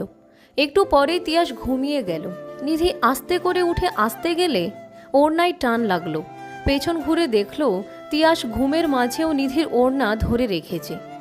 নিধি একটা মুচকি হাসি দিয়ে তিয়াসের হাত থেকে তার ওড়নাটা ছাড়িয়ে নিল। কেটে গেল আরও কিছুদিন। এই কয়দিনে তিয়াস পুরোপুরি সুস্থ। আগে কথা না বললেও এখন কথা বলে, টুকটাক সবার সাথেই কথা বলে। নিধি আর তিয়াসের সম্পর্ক বেশ উন্নতি হয়েছে। তিয়াস চোখে হারায় নিধিকে। মানুষ দেখে ভয় পাওয়া, অন্ধকারে ভয় পাওয়া কিছুটা কমেছে। রাত 11টা। তিয়াস ড্রয়িং রুমে বসে মিনুর সাথে খেলা করছে। যে ছেলেটা বিড়াল দুচোখে সহ্য করতে পারত না, সে এখন বিড়ালের সাথে খেলা করে। তিয়াসের এই পরিবর্তনে সবাই বেশ অবাক। অফিস থেকে জামাল খান বাসায় ফিরলেন। তিয়াসকে ড্রয়িং রুমে দেখে জামাল খান তিয়াসের পাশে এসে বসলেন। জামাল খান তিয়াসের উদ্দেশ্যে বললেন, কেমন আছে বাবা, শরীর ভালো? তিয়াস ছোট করে বলল, তিয়াস, তুমি এখন পুরো সুস্থ, যদিও মানসিকভাবে অসুস্থ আমি জানি, তবুও তোমাকে কি আমি কিছু জিজ্ঞাসা করতে পারি? করেন। ওই রাতে কি হয়েছিল? এই 6 মাস কোথায় ছিলে? আর কে তোমাকে এইভাবে মেরেছে? আমাকে বলো বাবা, তাদের আমি কঠিন শাস্তি দেব। জামাল খানের আওয়াজ পেয়ে ড্রয়িং রুমে সবাই উপস্থিত হলো। সবাই প্রশ্নবোধক চাহনি নিয়ে তাকিয়ে আছে তিয়াসের দিকে। তিয়াস একবার সবার দিকে তাকালো, নিধিকে ইশারা করে বলল তার পাশে এসে বসতে। নিধি চুপচাপ তিয়াসের পাশে এসে বসল। নিধি তিয়াসের হাত ধরে বলল, ভয় নেই, আমি আছি তো। যা যা হয়েছে সব খুলে বলুন, তাদেরকে খুঁজে বের করে কঠিন শাস্তি দিব। ভয় পাবেন না, বলেন। তিয়াস কিছু সময় চুপ থেকে বলতে শুরু করলো। ফ্ল্যাশব্যাক। বাবা, আমি আমাদের অফিসের একটা মেয়েকে ভালোবাসতাম, নাম তুবা। তুমি চিনবে, তোমাকে বলেছিলাম কিন্তু আমার কথা শোনোনি। নিধির সাথে আমাকে বিয়ে দিয়ে দাও। আমি কিছুতেই মেনে নিতে পারছিলাম না নিধিকে। তুবাকে অনেক ভালোবাসতাম। যেই দিন বিয়ে হয় সেই দিন রাতে তুবা আমাকে কল করে। হ্যালো তিয়াস। আমার বিয়ে হয়ে গেছে তুবা, আমি পারিনি আটকাতে। তুমি কি পাগল হয়েছো তিয়াস? কি সব বলছো? আমি মজা করার মুডে নাই। আমি মজা করছি না তুবা, সত্যি আমার বিয়ে হয়ে গেছে গ্রামের এক গাইয়া মেয়ের সাথে। তিয়াসের কথাগুলো তুবার সহ্য হলো না। কষ্টে কান্না চিৎকার করতে করতে বলল, না, এটা হতে পারে না। তুমি শুধু আমার তিয়াস, আর কারো নও। তুমি এখনই আমাকে নিয়ে পালাবে, নইলে নইলে আমি সুসাইড করব। তুবার মুখে সুইসাইডের কথা শুনে আমি ভয় পেয়ে গেছিলাম। তুবাকে শান্ত করে বললাম, আরে তুমি পাগলামো করো না তুবা, আমার বিয়ে হয়ে গেছে, এখন আর কিছু করার নেই। তুবা আরো উত্তেজিত হয়ে চিৎকার করে বলল, আমি কিছু শুনতে চাই না। তুমি এখন আমাকে নিয়ে না পারলে আমি সুসাইড করব, আর সুসাইড নোটে তোমার নাম দিব। তুবার কথা শুনে আমি ভয় পেয়ে যাই। তুবাকে ওই দিন অনেক বোঝাই, কিন্তু কোনো লাভ হয় না। কোনো উপায় না পেয়ে ওই রাতেই তুবাকে নিয়ে আমি পালিয়ে যাই। আমাদের এলাকা পার হওয়ার পর রাস্তায় কিছু লোক আমাদের গাড়ি আটকে দাঁড়ায়। আমি গাড়ি থেকে নেমে তাদেরকে জিজ্ঞেস করি, কি হয়েছে ভাই, আমাদের গাড়ি আটকিয়েছেন কেন? লোকগুলো বিশ্রীভাবে হাসতে থাকে। তাদের মধ্যে একজন বলে, কি সোনামোনারা, এত রাতে একা একটা মেয়েকে নিয়ে কোথায় যাওয়া হচ্ছে? যেখানেই যাই তা আপনাদের কি, আমাদের রাস্তা ছাড়ুন। তাদের মধ্যে আরেকটা লোক বলল, এই তোরা এদেরকে ছেড়ে দে, বেচারা বউ নিয়ে রাতে বের হয়েছে। ধন্যবাদ ভাই, প্লিজ আমাদের যেতে দিন। সেই লোকটা আবার বলে ওঠে, হ্যাঁ হ্যাঁ, তোমাকে যেতে দিব, কিন্তু পাখিটাকে রেখে তারপর ছেড়ে দিব। বলেই তারা আমাকে মারতে থাকে। তারা একসঙ্গে অনেকজন থাকায় আমি তাদের সাথে পেরে উঠি না। ওনা আমাকে মেরে তুবাকে তাদের সঙ্গে নিয়ে যায়। আমাকে বেশি মারিনি, সজ্ঞানে ছিলাম। তাদের পিছু করে আমিও যাই। ওরা তুবাকে নিয়ে জঙ্গলের মধ্যে চলে যায়। আমি ফলো করতে করতে আমিও জঙ্গলের মধ্যে চলে যাই। ওরা একটা ভাঙা পরিত্যক্ত বিল্ডিংয়ে তুবাকে নিয়ে চলে যায়। ওটা ওদের আস্তানা। আমিও গাড়ি থেকে নেমে ওদের পিছু করতে থাকি। চারিদিকে বিশ্রী দুর্গন্ধ গন্ধে আমার বমি চলে আসছিল।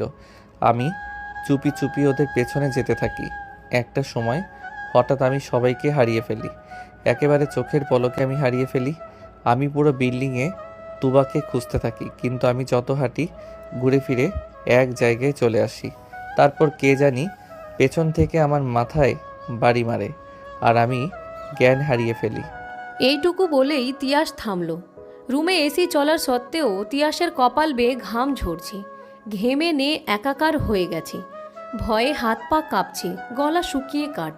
সবাই এতক্ষণ মন দিয়ে তিয়াসের কথাগুলো শুনছিল। তিয়াসকে ভয় পেতে দেখে নিধি বলল, আপনি ভয় পাবেন না, দেখেন আমরা সবাই আছি, ভয় নেই আপনার। নিধির কথায় তিয়াস একটু স্বস্তি পেল। কাপা কাপা গলায় বলল, আমি পানি খাবো। পানি খাওয়ার কথা শুনে নিধি উঠতে গেল।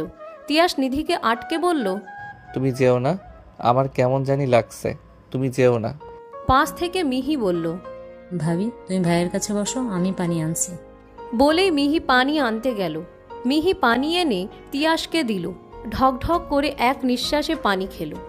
জামাল খান বলল, নিধি তুমি তিয়াসকে নিয়ে রুমে যাও, বাকিটুকু আরেকদিন শুনবে। নিধি শ্বশুরের কথা মতো তিয়াসকে নিয়ে যেতে চাইল, কিন্তু তিয়াস নিধিকে বাধা দিয়ে বলল, আমি সব বলতে চাই, আমি রুমে যাব না। রুমা বেগম বাধা দিতে গেলে জামাল খান ইশারায় মানা করে দিলেন। যে করেই হোক তিয়াসের ভয়টা ভাঙাতে হবে। জামাল খানের ইশারা পেয়ে রুমা বেগম চুপ করে রইলেন। তিয়াস আবার বলা শুরু করলো, আমার যখন জ্ঞান ফিরল তখন আমি দেখলাম আমাকে অন্ধকারে একটা ঘরের মধ্যে আটকে রেখেছে। আমি তুবা তুবা বলে চিৎকার করতে লাগলাম, কেউ এলো না। আমি অন্ধকারের মধ্যে পড়ে থাকলাম। অনেক চেষ্টা করলাম নিজেকে ছাড়ানোর, হাতের বাঁধন খোলার, কিন্তু পারলাম না। জানো বাবা, ও আমার সামনে 2 দিন পর এসেছিল। ও আমাকে 2 দিনের মধ্যে দানা পানি খেতে দেয়নি। বাঁচার আশা ছেড়ে দিয়েছিলাম, একটু পানির জন্য ছটফট করেছিলাম, কিন্তু ও আসেনি, আমাকে কেউ পানি দেয়নি। তিয়াসের কথায় রুমা বেগম ফুপিয়ে কান্না করে দিলেন। মিহি আর নিধি নীরবে চোখের পানি ফেলছে। জামাল খান স্তব্ধ হয়ে বসে রইলেন। তার একমাত্র ছেলেটা এত কষ্ট করেছে, আর সে কিনা একটাবার খোঁজও নেয়নি। তিয়াস নিজেও ফুপিয়ে উঠলে নিধি সান্ত্বনা দিয়ে বলল, এখন তো সব ঠিক হয়ে গেছে, আপনি আর ভয় পাবেন না, আমরা সবাই আছি তো। আচ্ছা, ওটা কে, ওই খারাপ লোকগুলো? তিয়াস কিছুক্ষণ চুপ থেকে বলল, তুবা, এই সব কিছু তুবার প্ল্যান ছিল। তিয়াসের কথাটাই সবাই বেশ হতভম্ব হলো। যে মেয়ে তিয়াসকে ভালোবাসে সে এমন কেন করতে পারে? নিধি কৌতূহল নিয়ে আবারও জিজ্ঞেস করল, আচ্ছা, এরপর কি হয়েছে সবটা খুলে বলুন। তুবার না আপনাকে ভালোবাসে, তাহলে তুবা কেন এমন করবে? তিয়াস আবারও কিছুক্ষণ থেমে বলল, 2 দিন পর আমি পানি তৃষ্ণায় ছটফট করতে থাকি। জ্ঞান হারাবো এমন সময় কেউ একজন আমার মুখের উপরে পানি ঢেলে দিল। আমি ধরফড়িয়ে উঠি, চোখ মেলে তাকাতেই তুবাকে দেখি। তুবাকে দেখে আমার মুখে হাসি ফুটে ওঠে। আমি খুশিতে চিলিক দিয়ে বললাম, তুবা, তুবা, তুমি ঠিক আছো? ওই লোকগুলো তোমার কোনো ক্ষতি করেনি তো? তিয়াসের কথায় তুবা অট্ট হাসিতে মেতে উঠল। তুবার এমন বিকট হাসি দেখে আমি আশ্চর্য হলাম। তুবা, তুমি এমন হাসছো কেন? আমার দড়ি খুলে দাও, ওই বাজে লোকগুলো চলে আসবে, আমাদের পালাতে হবে তো। তুবা হাসি থামিয়ে কর্কশ গলায় বলল, এই চুপ, একদম চুপ। কোথায় পালাবি তুই? তোকে পালাতে দেওয়ার জন্য কি আমি এত প্ল্যান সাজিয়েছি? তুবার কথায় যেন আমি আকাশ থেকে পড়লাম। কি বলছে কিছুই আমার মাথায় ঢুকছে না। আমি তুবাকে জিজ্ঞেস করলাম, তুবা, তুমি এসব কি বলছো? কিসের প্ল্যান? কিসের প্ল্যান বুঝতে পারছো না? তোমার সম্পত্তির প্ল্যান। সম্পত্তির মানে কি বলছো এসব? শোন, এসব প্রেম ভালোবাসা কিছুই না। তোর সাথে এতদিন আমি নাটক করে এসেছি। ভেবেছিলাম তোকে বিয়ে করে তোর বাড়িতে গিয়ে সব কয়েকটারে মেরে আমি আর আমার স্বামী রাজত্ব করব। কিন্তু তুই আগে থেকে বিয়ে করে বসে আছিস, তাই তো এত প্ল্যান। আমি তোমার কথাগুলো বিশ্বাস করতে পারছিলাম না। 3 বছর একটা মানুষ কিভাবে এত নিখুঁত অভিনয় করতে পারে? আমার কাছে সব কিছু মজা লাগছিল। আমি ওকে খুব ভালোবাসতাম। ওর এসব কথা আমার কাছে বিশ্বাসের অযোগ্য ছিল, কিন্তু এরপর যা বলল আর আমার সাথে যা যা করলো বিশ্বাস না করে আর পারিনি। বিশ্বাস হচ্ছে না তো তিয়াস? আমি দুদিকে মাথা নাড়িয়ে না বোঝালাম। তখন ওই অন্ধকার রুমে আলোকিত করে কেউ একজন দরজা খুলল। 2 দিন পর আমার চোখে আলোর রশ্মি পড়ার সাথে সাথে আমি চোখ খিচে বন্ধ করে ফেলি। লোকটি অন্ধকার ঘরটার মধ্যে ঢুকে আবারও দরজা বন্ধ করে দিল। আমি লোকটার দিকে তাকালাম। অন্ধকারে আবছা আলোয় লোকটাকে দেখলাম কিন্তু চিনতে পারলাম না। তুবা লোকটাকে জড়িয়ে ধরে বলল, হাই ডার্লিং, তোমার আসতে এত দেরি হলো কেন? আমাদের শিকার এখন আমাদের হাতের মুঠোয়। এই তো আমি ডার্লিং, তা তো দেখতেই পাচ্ছি। লোকটা আমার সামনে এসে বিশ্রী হাসি দিয়ে বলল, কি মিস্টার তিয়াস খান, শেখা গিয়ে কেমন ফিল হচ্ছে? আমি অবাক হয়ে ওদের কথাগুলো শুনতে লাগলাম। লোকটা আবারও বলতে শুরু, শোন, ভালোই ভালোই সব সম্পত্তি আমার নামে লিখে দে, সেগুলা বিক্রি করে আমরা চলে যাব। তুইও তোর এই গাইয়া বউ নিয়ে কোনো এক গ্রামে সুখে সংসার করিস। এখন বল কি করবি? আমি তাদেরকে বললাম, দেখেন আপনি কে আমি জানি না। আপনি মনে হয় আমার ব্যাপারে সব জানেন, তাহলে এটাও আপনার জানার কথা আমার সব সম্পত্তি আমার বাবার নামে, আমার নামে কিছুই নেই। তাই আমাকে ধরে রাখা ফালতু ছাড়া কিছুই না। আমার কথা শুনে তারা দুজন অবাক হলো। এমনটা বোধহয় তারা আশা করেনি। লোকটা তুবার উপরে রাগ দেখিয়ে বলল, কি মাল ফটিয়েছিস, শালা তো সব থাকতেও ফকির। আমি কি জানতাম না কি শালা বাপের একমাত্র ছেলে? তাই ভেবেছিলাম সব সম্পত্তি হয়তো ওর নামে। বড় দানটা মিস হয়ে গেল। ধ্যাত, এটাকে আর বাঁচিয়ে রাখা যাবে না, ছেড়ে দিলে আমরা ফেসে যাব। মিস হয়নি পাগলা, কিছু তো হাত ছাড়া করতেই হবে। তুবা আমার দিকে এগিয়ে এসে বলে, ব্যাংক কার্ডে কত টাকা আছে? আমি ভয়ে বলে দিলাম 50 লাখের মতো আছে। তুবা তাচ্ছিল্য করে বলল, যার ব্যাংক অ্যাকাউন্টে 50 লাখ টাকা থাকতে পারে তার নামে কোনো সম্পত্তি নেই? বোকা পেয়েছিস আমাদের কে? লোকটা ভ্রু কুঁচকে তুবার দিকে তাকিয়ে ইশারা করলো। তুবাও সেই ইশারায় সায় দিয়ে বলল, এটাকে এখন মারতে হবে না, খোঁজ খবর নেই আগে, তারপরে কি করা যায় দেখা যাবে। তারপর ওরা চলে গেল, আমাকে রেখে গেল অন্ধকার রুমে ফেলে। আমি ওদের কাছে বারবার আকুতি করি আমাকে ছেড়ে দিতে, কিন্তু দেয়নি। ওরা আমাকে ওই রুমে আটকে রেখে আমার ব্যাংকের সব টাকা তুলে আমেরিকা চলে যায়। ওদের চেলাপেলাকে বলে পাহারা দিতে। জানো, আমাকে ওরা 2 বেলা খেতে দিত, কোনো দিন দিতই না। ওই অন্ধকার রুমে বন্দি হয়ে থাকি। মাঝে মাঝে কিছু লোক এসে আমার কাছে জিজ্ঞাসাবাদ করে। আমি কিছু বলতে না চাইলে আমাকে মারধর করে। 17 দিন আগে চুপি চুপি একটা লোক আসে আমার কাছে। লোকটা ওদের মধ্যে একজন। লোকটা এসে আমাকে বলে, তোকে আমি পাতালে সাহায্য করব যদি তুই আমার একটা কথা রাখিস। আমি লোকটার দিকে অবাক হয়ে তাকালাম। আমার অবাক হওয়া দেখে লোকটা বলল, অবাক হওয়ার কিছুই নেই, আমি সত্যি তোকে পাতালে সাহায্য করব, তুই শুধু আমার একটা কাজ করে দিবি। বল, করে দিবি? আমি পালানোর কথা শুনে উত্তেজিত হয়ে যাই। তাকে বলি, তুমি যা করতে বলবে আমি করব, তবুও আমাকে প্লিজ এখান থেকে যেতে দাও। লোকটার কথা বাড়ালো না, আমাকে নিয়ে চুপি চুপি ওই জঙ্গল থেকে বেরিয়ে এলো। সবাইকে ঘুমের ওষুধ দেওয়ার কারণে কেউ টের পেল না। জঙ্গল থেকে বেরিয়ে মেইন রোডে আসতে কেউ একজন আমার মাথায় বাড়ি মারল। পেছনে তাকাতেই দেখলাম ওদের দলের সর্দার মেরেছে। আমাকে যে লোকটা পালাতে সাহায্য করেছে তাকেও মারতে যাবে, তার আগে আমি ধরে ফেলি। দুজনে মিলে সর্দার মেরে পালিয়ে আসি। এতটুকু বলেই থামল তিয়াস। সবাই মনোযোগ সহকারে সব কথাগুলো শুনল। সবাই বেশ অবাক হলো। রুমা বেগম ছেলেকে জড়িয়ে ধরে কাঁদছে। নিধি আর মিহিও কান্না করছে। জামাল খান তিয়াসকে বললেন, আচ্ছা বাবা, তুমি রুমে যাও, এসব কথা ভুলে যাও। আমি পুলিশকে দিয়ে ওদের খুঁজে বের করার চেষ্টা করছি আব্বাজান। নিধি তিয়াসকে নিয়ে রুমে চলে গেল। তিয়াস শারীরিকভাবে সুস্থ হলেও মানসিকভাবে অনেক অসুস্থ। তিয়াসের শরীর থেকে এখনও ঘাম ঝরছে। নিধি তিয়াসকে রুমে নিয়ে এসি অন করে দিল। তিয়াসের হাতে হাত রেখে বলল, আমি থাকতে আপনি এখনো ভয় পাচ্ছেন? দেখেন এই রুমটা কত আলোকিত, আপনি ভয় পাবেন না, আমি আছি না। তিয়াস নিধিকে শক্ত করে জড়িয়ে ধরল। আচমকা এমন জড়িয়ে ধরায় নিধি তাল সামলাতে না পেরে একটু পিছিয়ে গেল। তিয়াস নিধিকে জড়িয়ে ধরে বলল, তোমাকে ছেড়ে কেন দিন যেও না।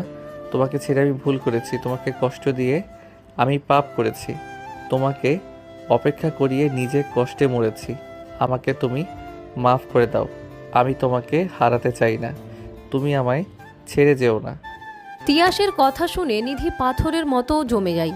সারা শরীর শিরশির অনুভূতি সৃষ্টি হয়। পেটের ভেতরে হাজারো প্রজাপতি উড়ে বেড়ায়। অদ্ভুত এক অনুভূতির জন্ম নেয়। নিধির কাঁধে তিয়াস আলতো করে ঠোঁট ছোঁয়ায়। তিয়াসের পরশ পেয়ে নিধি কেঁপে উঠে। তিয়াস নিধিকে ছাড়িয়ে সোজা হয়ে দাঁড়ায়। নিধির মুখ তিয়াসের দু হাতের মধ্যে এনে আবেগীয় সুরে বলল, আমাকে মাফ করবে না বলো? নিধি কিছু সময় চুপ থাকে, তারপর একটু মজা নিতে বলে, কিন্তু আমি তো গাইয়া মেয়ে, আমি তো কোনো দিন আপনার স্ট্যাটাসে হতে পারবো না। আমার এই গাইয়া মেয়েকে চাই, অজপাড়া গায়ের এই নিধি নাম খ্যাত মেয়েটাকে চাই। আমাকে ফিরিয়ে দিও না বউ, মরে যাব কিন্তু। নিধি তিয়াসের ঠোঁটে আঙ্গুল রেখে তিয়াসকে চুপ করিয়ে বলে, খুশ, এমন কথা বলতে হয় না। তাহলে বলো, তুমি আমায় মাফ করেছো? আপনাকে কোনো দিন ভুল বুঝিনি, মাফ করি কিভাবে? তিয়াস নিধির ঠোঁট নিজের দখলে নিয়ে নেয়। তিয়াসের এমন আক্রমণে নিধি তাজ্জব বনে যায়। নিধি তিয়াসের থেকে নিজেকে ছাড়ানোর জন্য ছটপট করতে থাকে। তিয়াস নিধির ছটপট করা দেখে ঠোঁট ছেড়ে দেয়। নিধি হাঁপাতে থাকে। তিয়াসের বুকে কিল মেরে বলে, অসভ্য লোক তো আপনি। ও মা, বউয়ের থেকে নিজের হক নিতে গেলে বুঝি অসভ্য হয়ে যায়? তাহলে তো পৃথিবীর বিবাহিত প্রত্যেকটা পুরুষ অসভ্য। চুপ করুন তো আপনি, কি সব বলছেন? বলছি না, করে দেখাচ্ছি। আপনাকে আর করে দেখাতে হবে না, অসভ্য লোক কোথাকার। অনেক রাত হয়েছে, শুয়ে পড়ুন, আমি রুমে গেলাম। বলেই নিধি চলে যাওয়ার জন্য পা বাড়ায়। তিয়াস পেছন থেকে নিধির হাত ধরে আটকে দেয়। নিধি ভ্রুকুচকে তিয়াসের দিকে তাকায় আর ইশারায় বলে, কি হয়েছে? তিয়াস ভাবলেশহীনভাবে বলল, আমার রুম থাকতে তুমি অন্য রুমে কেন যাবে? বউ আমার, রুমও আমার, তাহলে অন্য রুম কেন ইউজ করবে? নিধি প্রশ্নবোধক চাহনি নিয়ে বলল, আপনার মতলবটা কি বলেন তো? এই কয়দিনে তো আপনি গুনে গুনে কথা বলতেন, আজকে হঠাৎ মুখে খই ফুটেছে, ব্যাপারটা কি? অত কিছু তোমার ভাবতে হবে না, চুপচাপ আমার কাছে শুতে আসো, নইলে কিন্তু এখন আমি জোর করে স্বামীর হক আদায় করব। নিধি ভয় পেয়ে বলে, এই না না, আমি যাচ্ছি, আপনার কাছেই শুতে যাচ্ছি। দুজনে শুয়ে পড়ল। তিয়াস নিধিকে বুকের মধ্যে চেপে ধরে বলল, জানো এই 6 মাসে আমার কি মনে হয়েছে? নিধি ছোট করে উত্তর দিল, কি? তিয়াস একটা বড় নিঃশ্বাস ফেলে বুকের ভেতরে যত কষ্ট ছিল, হাহাকার ছিল, সব যেন এই নিঃশ্বাসে বের করে দিচ্ছে। তিয়াস কিছু সময় চুপ থেকে বলে, আমি প্রত্যেকটা সময় তোমাকে মনে করেছি।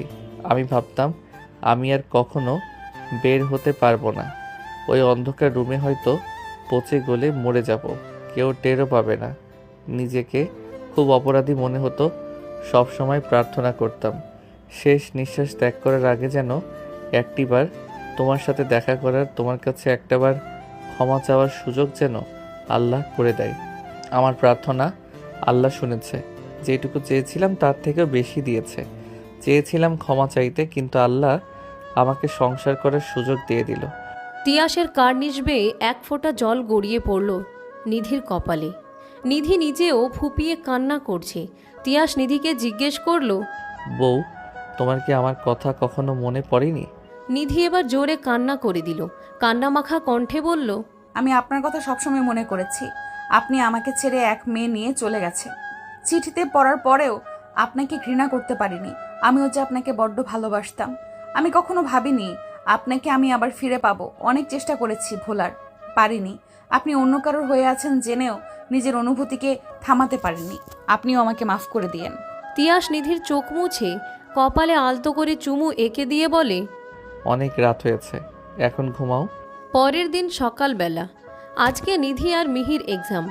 নিধির বার্থডের পর থেকে আজই কলেজে যাচ্ছে। নিধিকে রেডি হতে দেখে তিয়াস বলল, কোথায় যাচ্ছ? কলেজ যাচ্ছি। মিহি এখন ছোট বাচ্চা নয় যে ওকে কলেজে পৌঁছে দিতে হবে। তুমি কোথাও যাবে না। তখন মিহি রুমে ঢুকলো। তিয়াসের কথা শুনে বলে, ভাইয়া ভাবি আমাকে কলেজে পৌঁছে দিতে যাচ্ছে না, সে নিজে কলেজে যাচ্ছে। তিয়াস ভ্রু কুচকে মিহির দিকে তাকিয়ে বলল, কেন? নিধি কেন কলেজ যাচ্ছে? কারণ আজকে ভাবিরও এক্সাম। মিহির কথায় তিয়াস আকাশ থেকে পড়ল। অবাক হয়ে বলল, তোর ভাবি পড়ালেখা শুরু করলো কবে থেকে? এবার নিধি মুখ খুলে বলল, যখন আমার বয়স 5 বছর তবে থেকে, বুঝেছেন? কি তুমি পড়ালেখা করো, তার মানে তুমি শিক্ষিত? সন্দেহ আছে আপনার? তাহলে তুমি আগে কেন বলনি? না বুঝে তোমাকে আমি কত কি না বলেছি। বলার প্রয়োজন মনে করিনি। তিয়াসের মনে মনে খুব খারাপ লাগলো। আগে কতই না বাজে কথা বলেছে নিধিকে, আর সেই নিধি কিনা বিপদে পাশে থেকেছে। তিয়াস গাড়ি নিয়ে মিহি আর নিধিকে কলেজে পৌঁছে দিল। নিধি যাওয়ার আগে তিয়াসের উদ্দেশ্যে বলল, এখন সোজা বাসায় যান, রাস্তায় কাউকে দেখে ভয় পাবেন না। আমি সব সময় আপনার সাথে আছি, বুঝেছেন? তিয়াস মুচকি হাসি দিয়ে বলল। আচ্ছা বউ, আমি একদম ভয় পাবো না। নিধিও মুচকি হাসি দিয়ে চলে গেল। কলেজের ভেতরে ঢুকতেই দেখতে পেল সায়র, নিলয় আর অনি দাঁড়িয়ে আছে। নিধি সায়রকে দেখে দাঁড়িয়ে গেল। এই কয়দিনে তিয়াসকে নিয়ে ব্যস্ত থাকার কারণে সায়রের কথাটা ভুলেই গেছিল। সায়র নিজেই নিধির কাছে আসে। নিধির সামনাসামনি দাঁড়িয়ে জিজ্ঞেস করল, কেমন আছিস নিধি?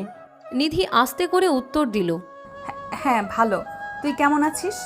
ভালো আছি, তোকে কিছু কথা বলতে চাই, এদিকটায় আসবি একবার? নিধি সায়রের এমন কথায় চমকে উঠল। সায়র কি বলতে চায় এটা হয়তো নিধি আজ করতে পেরেছে। একটু পরেই এক্সাম। এখন যদি সায়রকে আমি রিজেক্ট করি তাহলে ওর এক্সামের ওপরে প্রভাব ফেলবে। নিধি ইচ্ছে করেই বলল, পরে শুনবো তোর কথা, এখন চল হলে যাই, এক্সাম শুরু হয়ে যাবে। সায়র নিধির ব্যবহার কেমন আজব লাগলো, তবুও কিছু বলল না। নিধির তালে তাল মিলিয়ে হলের উদ্দেশ্যে চলে গেল। সাথে অনি, নিলয় আর মিহিও গেল। দুপুর 2টার দিকে নিধিদের এক্সাম শেষ হলো। সায়র নিধিকে ডাকলো আলাদা কথা বলার জন্য, কিন্তু নিধি বাহানা বানিয়ে চলে গেল। নিধি ভাবল সায়রের থেকে অন্তত এক্সাম শেষ না হওয়ার আগে ওই বিষয় নিয়ে কথা বলবে না। নিধি বাহানা খুঁজতে লাগলো, বাহানা বানিয়ে বলল, আমি পরে শুনবো, ভালো লাগছে না। সায়র। মিহি নিধিকে বলে, ভাবি চলো না শপিংয়ে যাই, আমার কিছু জিনিস কিনতে হবে। মিহির কথায় নিধি বিরক্ত বোধ করে। বিরক্ত নিয়ে বলল, না গো মিহি, আমি যাব না। তুমি অনেকে সাথে করে নিয়ে যাও, আমি বাসায় যাব। কেন কেন? কাহিনী কি ভাবি? মনে হচ্ছে আমার ভাইকে চোখে হারাচ্ছ। মিহির কথায় নিধি বেশ লজ্জা পেল। মিহির হাতে হালকা চাপড় মেরে বলল, উফ মিহি, মজা করো না তো, যাও তুমি, আমি বাসায় গেলাম। নিধি সবার থেকে বিদায় নিয়ে চলে গেল। নিধি কলেজ গেট পার হয়ে অবাক হয়ে যায়। তিয়াসকে দেখে তাজ্জব বনে গেল। তিয়াস সকালে যেখানে দাঁড়িয়েছিল এখনও সেখানেই দাঁড়িয়ে আছে। তিয়াস নিধিকে দেখে হাত ইশারা করে ডাকলো। নিধি তিয়াসের কাছে গেল। নিধি বলল, কখন এসেছেন, নাকি বাসায় যাননি? বাসায় যাইনি, তোমাদের জন্য অপেক্ষা করছিলাম। পাগল নাকি আপনি? সেই সকাল থেকে দুপুর পর্যন্ত অপেক্ষা করেছিলে। পাগল ছাগল যা বলার বলো, তাতে আমার কিচ্ছু আসে যায় না। তিয়াস মিহিকে না দেখতে পেয়ে বলল, মিহি কোথায়? ওর কিছু জিনিস কিনবে, তাই শপিং মলে গেছে। ও আচ্ছা, চলো আমরা যাই তাহলে। চলেন। তিয়াস আর নিধি বাসার উদ্দেশ্যে রওনা দিল। কিছু সময় পর নিধি খেয়াল করলো তারা যে রাস্তা দিয়ে যাচ্ছে ওটা বাসার রাস্তা না। নিধি তিয়াসকে জিজ্ঞেস করলো, আমরা কোথায় যাচ্ছি? এটা তো বাসার রাস্তা না, নাকি আপনি রাস্তা ভুলে গেছেন? বলিনি বউ, এটা বাসার রাস্তা না। আমিও জানি আমরা ঘুরতে যাচ্ছি। নিধি বলল, কোথায়? গেলেই দেখতে পারবে। নিধি আর কোনো কথা বলল না। প্রায় 1 ঘন্টা পরে একটা শুনশান রাস্তায় এসে দাঁড়ালো। আশেপাশে তেমন মানুষ নেই। পাশেই নদী। তিয়াস গাড়ি থেকে নামলো। নিধিও নামলো। একটা মনোমুগ্ধকর পরিবেশ, চারিদিকে শুনশান নীরবতা। মাঝে মাঝে নদীর বুকে আসা ঢেউ এসে তীরে বাড়ি খাচ্ছে। হিমশীতল বাতাস এসে তাদের শরীর ছুঁয়ে দিচ্ছে। তিয়াস নদীর কূলে দাঁড়িয়ে 2 হাত মেলে দিল প্রকৃতিকে উপভোগ করার জন্য। পেছন থেকে নিধি গিয়ে জড়িয়ে ধরল আর বলল, হঠাৎ এমন জায়গায় আসলেন যে? তিয়াস নিধির দিকে ফিরল, তারপর বলল, একটা কাজে আসছি। নিধি অবাক হলো, এমন শুনশান জায়গায় কি কাজ থাকতে পারে? নিধি কৌতূহল নিয়ে প্রশ্ন করল, কি কাজ? চলো আমার সাথে। তিয়াস হাঁটতে লাগলো। নিধিও পিছু পিছু হাঁটতে লাগলো। তিয়াস নদীর পাশে একটা গাছের নিচে এসে দাঁড়ালো। তিয়াস গাছের নিচে মাটি খুঁড়তে লাগলো। তিয়াসের এমন কাজে নিধি ভড়কে গেল। উত্তেজিত হয়ে প্রশ্ন করল, এ কি করছেন আপনি? পাগল হলেন নাকি? তিয়াস কোনো কথা বলল না। সে মাটি খুঁড়তে থাকলো। নিধি চুপচাপ তিয়াসের কাণ্ড দেখতে লাগলো। কিছু সময় মাটি খোঁড়ার পর মাটির নিচ থেকে একটা বাক্স পেল। নিধি অবাক হয়ে জিজ্ঞেস করলো, এটা কি? আর এটাতে কি আছে? তিয়াস বলতে শুরু করলো, আমাকে যে লোকটা ওখান থেকে পালাতে সাহায্য করেছিল ওই লোকটা আমাকে বলেছে এই বাক্সটা তার ছেলের কাছে পৌঁছে দিতে। নিধি অবাক হয়ে বলে, ওই লোকটা এখন কোথায়? সেই দিতে গেল না কেন? আর আপনাকে কে বলল এটা এখানে আছে? লোকটা এখন জেলে। আর আজকে তোমাদের কলেজ পৌঁছে দিয়ে আমি গেছিলাম জেলে। উনি আমাকে ওই দিন রাতে বলেছিল সে আত্মসমর্পণ করবে, বাজে কাজ আর করবে না। আমাকে বাড়ির সামনে পৌঁছে দিয়ে উনি পুলিশদের কাছে গিয়ে আত্মসমর্পণ করে। আর যাওয়া আগে আমাকে বলে জেলে যেন ওনার সাথে দেখা করি। আজকে যাওয়ার পর উনি আমাকে এখানে ঠিকানা দিয়ে বলে এখানে একটা বাক্স আছে, সেটা তার ছেলেকে যেন দিয়ে দেই। নিধি অবাক হয়ে সব কথাগুলো শুনছিল। তারপর বলল, ছেলেটাকে আপনি চেনেন কিভাবে? উনি বলেছেন এই বাক্সের মধ্যে তার ছেলের ছবি আছে। তার আশ্চর্য ব্যাপার হচ্ছে ছেলেটা তোমাদের কলেজেই পড়ে। নিধি বেশ অবাক হয়। মনে মনে ভাবে কে হতে পারে। ও, তাহলে তো খুঁজে বের করতে সহজ হবে। আচ্ছা, বক্সটা খুলেন তো দেখি, ছবি দেখে আমি চিনতে পারি কিনা। তিয়াস নিধির কথায় বাক্সটা খুলল। ভেতরে যা যা আছে সব বের করলো। একটা জমির কাগজ, কিছু গয়না, ছেলেটার ছবি আর একটা চিঠি। নিধি ছবিটা হাতে নিয়ে আঁতকে উঠল। নিধির এমন আঁতকে উঠা দেখে তিয়াস ঘাবড়ে গেল আর বলল, কি হয়েছে নিধি, তুমি চিনো একে? খুব ভালো করে চিনি, ও আমার বন্ধু সায়র। তিয়াস অনেকটা অবাক হলো। শেষমেশ লোকটার ছেলে নিধির বন্ধু হবে এটা ধারণার বাহিরে ছিল। তিয়াস বলল, তাহলে চলো ওকে এগুলো পৌঁছে দিয়ে আসি, তারপর বাসায় যাব। নিধি তিয়াসকে আটকে দিয়ে বলল, না, এখন না। তাহলে কখন?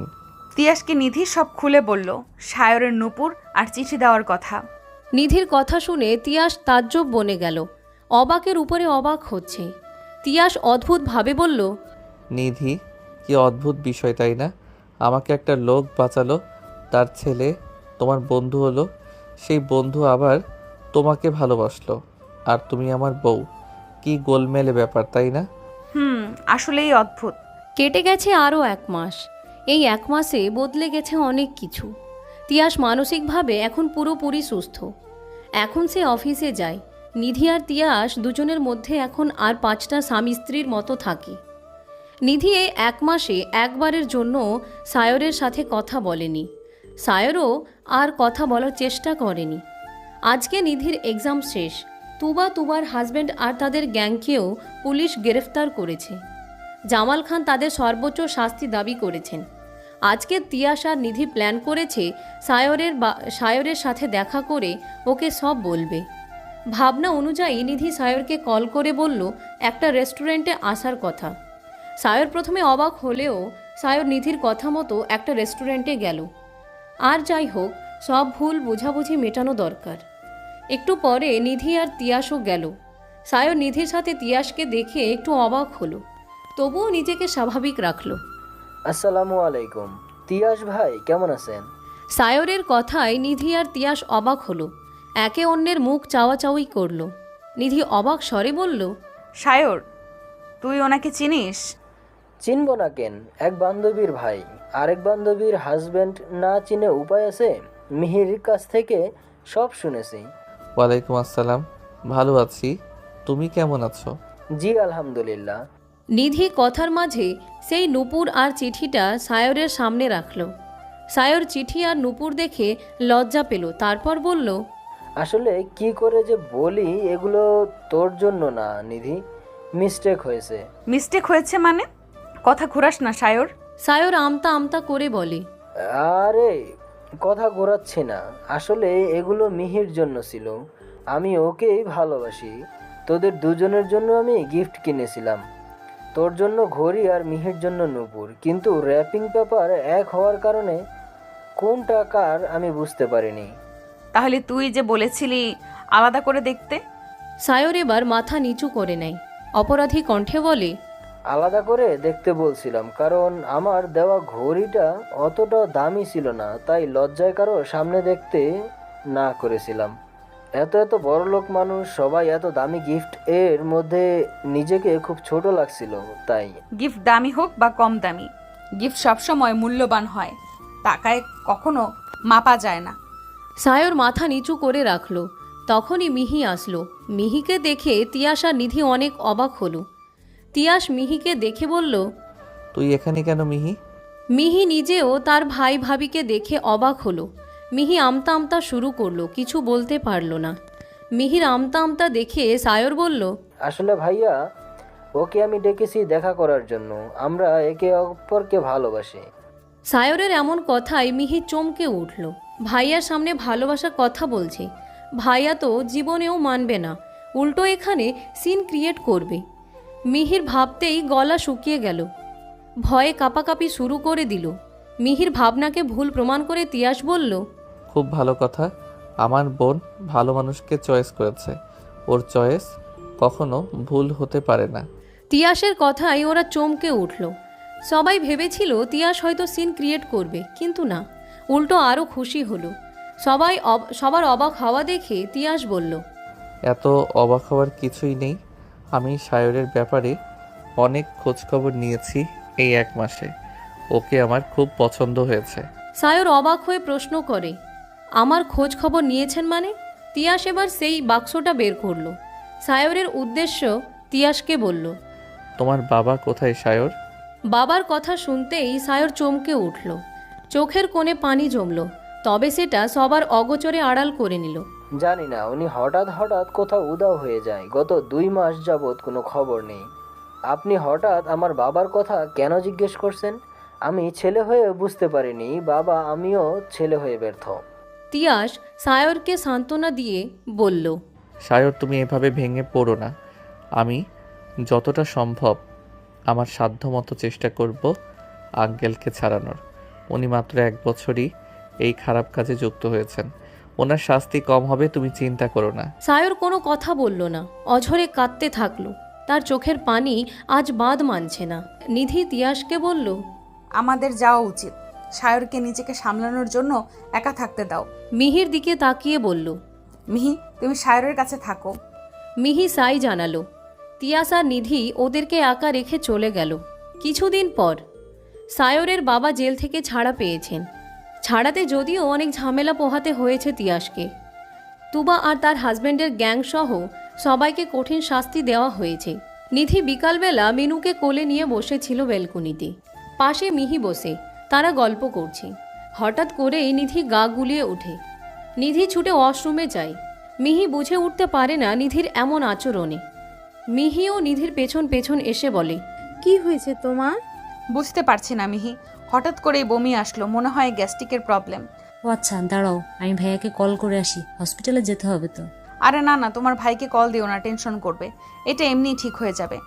তুমি বমি করছে এটা যদি ভাইয়াকে না বলি তাহলে বাড়ি এসে আমাদের কাউকে ছেড়ে কথা বলবে না তোমার জামাই, তাই চুপ থাকো, আমি কল করে আসছি। নিধি আর কোনো কথা বলল না।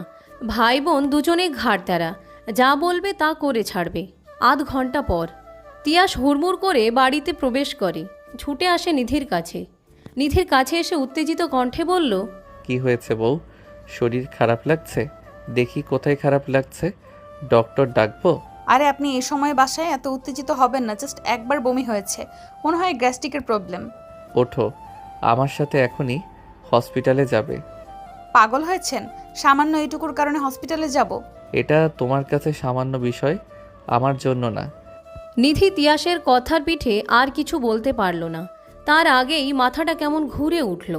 নিধি মাথা ঘুরে তিয়াসের বুকের উপরে ঢলে পড়ল। নিধি পড়ে যাওয়ায় তিয়াস ঘাবড়ে গেল। নিধিকে বিছানায় শুয়ে দিয়ে রুমা বেগম আর মিহিকে ডাকল। তারপর ডক্টরকে কল করল। কিছু সময় পর ডক্টর এসে নিধিকে চেক আপ করে বলল, কংগ্রাচুলেশন মিস্টার খান, আপনার ওয়াইফ মা হতে চলেছে। কথাটা কানে যেতেই সবাই খুশিতে আত্মহারা হয়ে যায়। তিয়াস স্তম্ভ হয়ে দাঁড়িয়ে রইল। খুশিতে পাথরের মতো জমে গেছেন। ডক্টর কিছু ওষুধ লিখে দিয়ে চলে যান। রুমা বেগম নিধির মাথায় হাত বুলিয়ে দিয়ে বললেন, নিধিমা, এখন কেমন লাগছে? শরীর ভালো লাগছে? জি মা, আমি ভালো আছি। রুমা বেগম নিধিকে রেস্ট নিতে বলে কিচেনে চলে গেলেন নিধির জন্য ফল আনতে। রুমা বেগমের সাথে মিহিও চলে গেল। তিয়াস নিধির পাশে এসে বসে। নিধির পেটে হাত রেখে বলে, এখানে আমাদের অস্তিত্ব আছে বউ। খুশিতে তিয়াসের চোখ বেয়ে জল গড়িয়ে পড়ল। নিধি তিয়াসের পানি মুছে দিয়ে বলল, এটা খুশির সংবাদ, কাঁদছেন কেন? তিয়াস নিধিকে জড়িয়ে ধরে বলল, এটা খুশির কান্না বউ। তুমি আমার জীবনের বেস্ট গিফটটা দিয়েছো। আমি কতটা খুশি হয়েছি তোমাকে বলে বোঝাতে পারবো। তোমাকে ধন্যবাদ বউ, আমার জীবনে আসার জন্য, আমাকে পরিপূর্ণ করার জন্য। তোমাকে হাজারবার ধন্যবাদ। নিধি মুচকি হাসি দিয়ে বলল, আপনাকেও ধন্যবাদ অজপাড়া গায়ে খ্যাত মেয়েকে মেনে নেওয়ার জন্য, তাকে ভালোবেসে আগলে রাখার জন্য।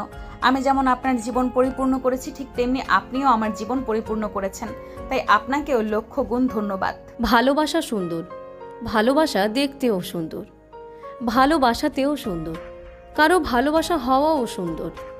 অবশেষে একটা কথা, ভালোবাসা সুন্দর।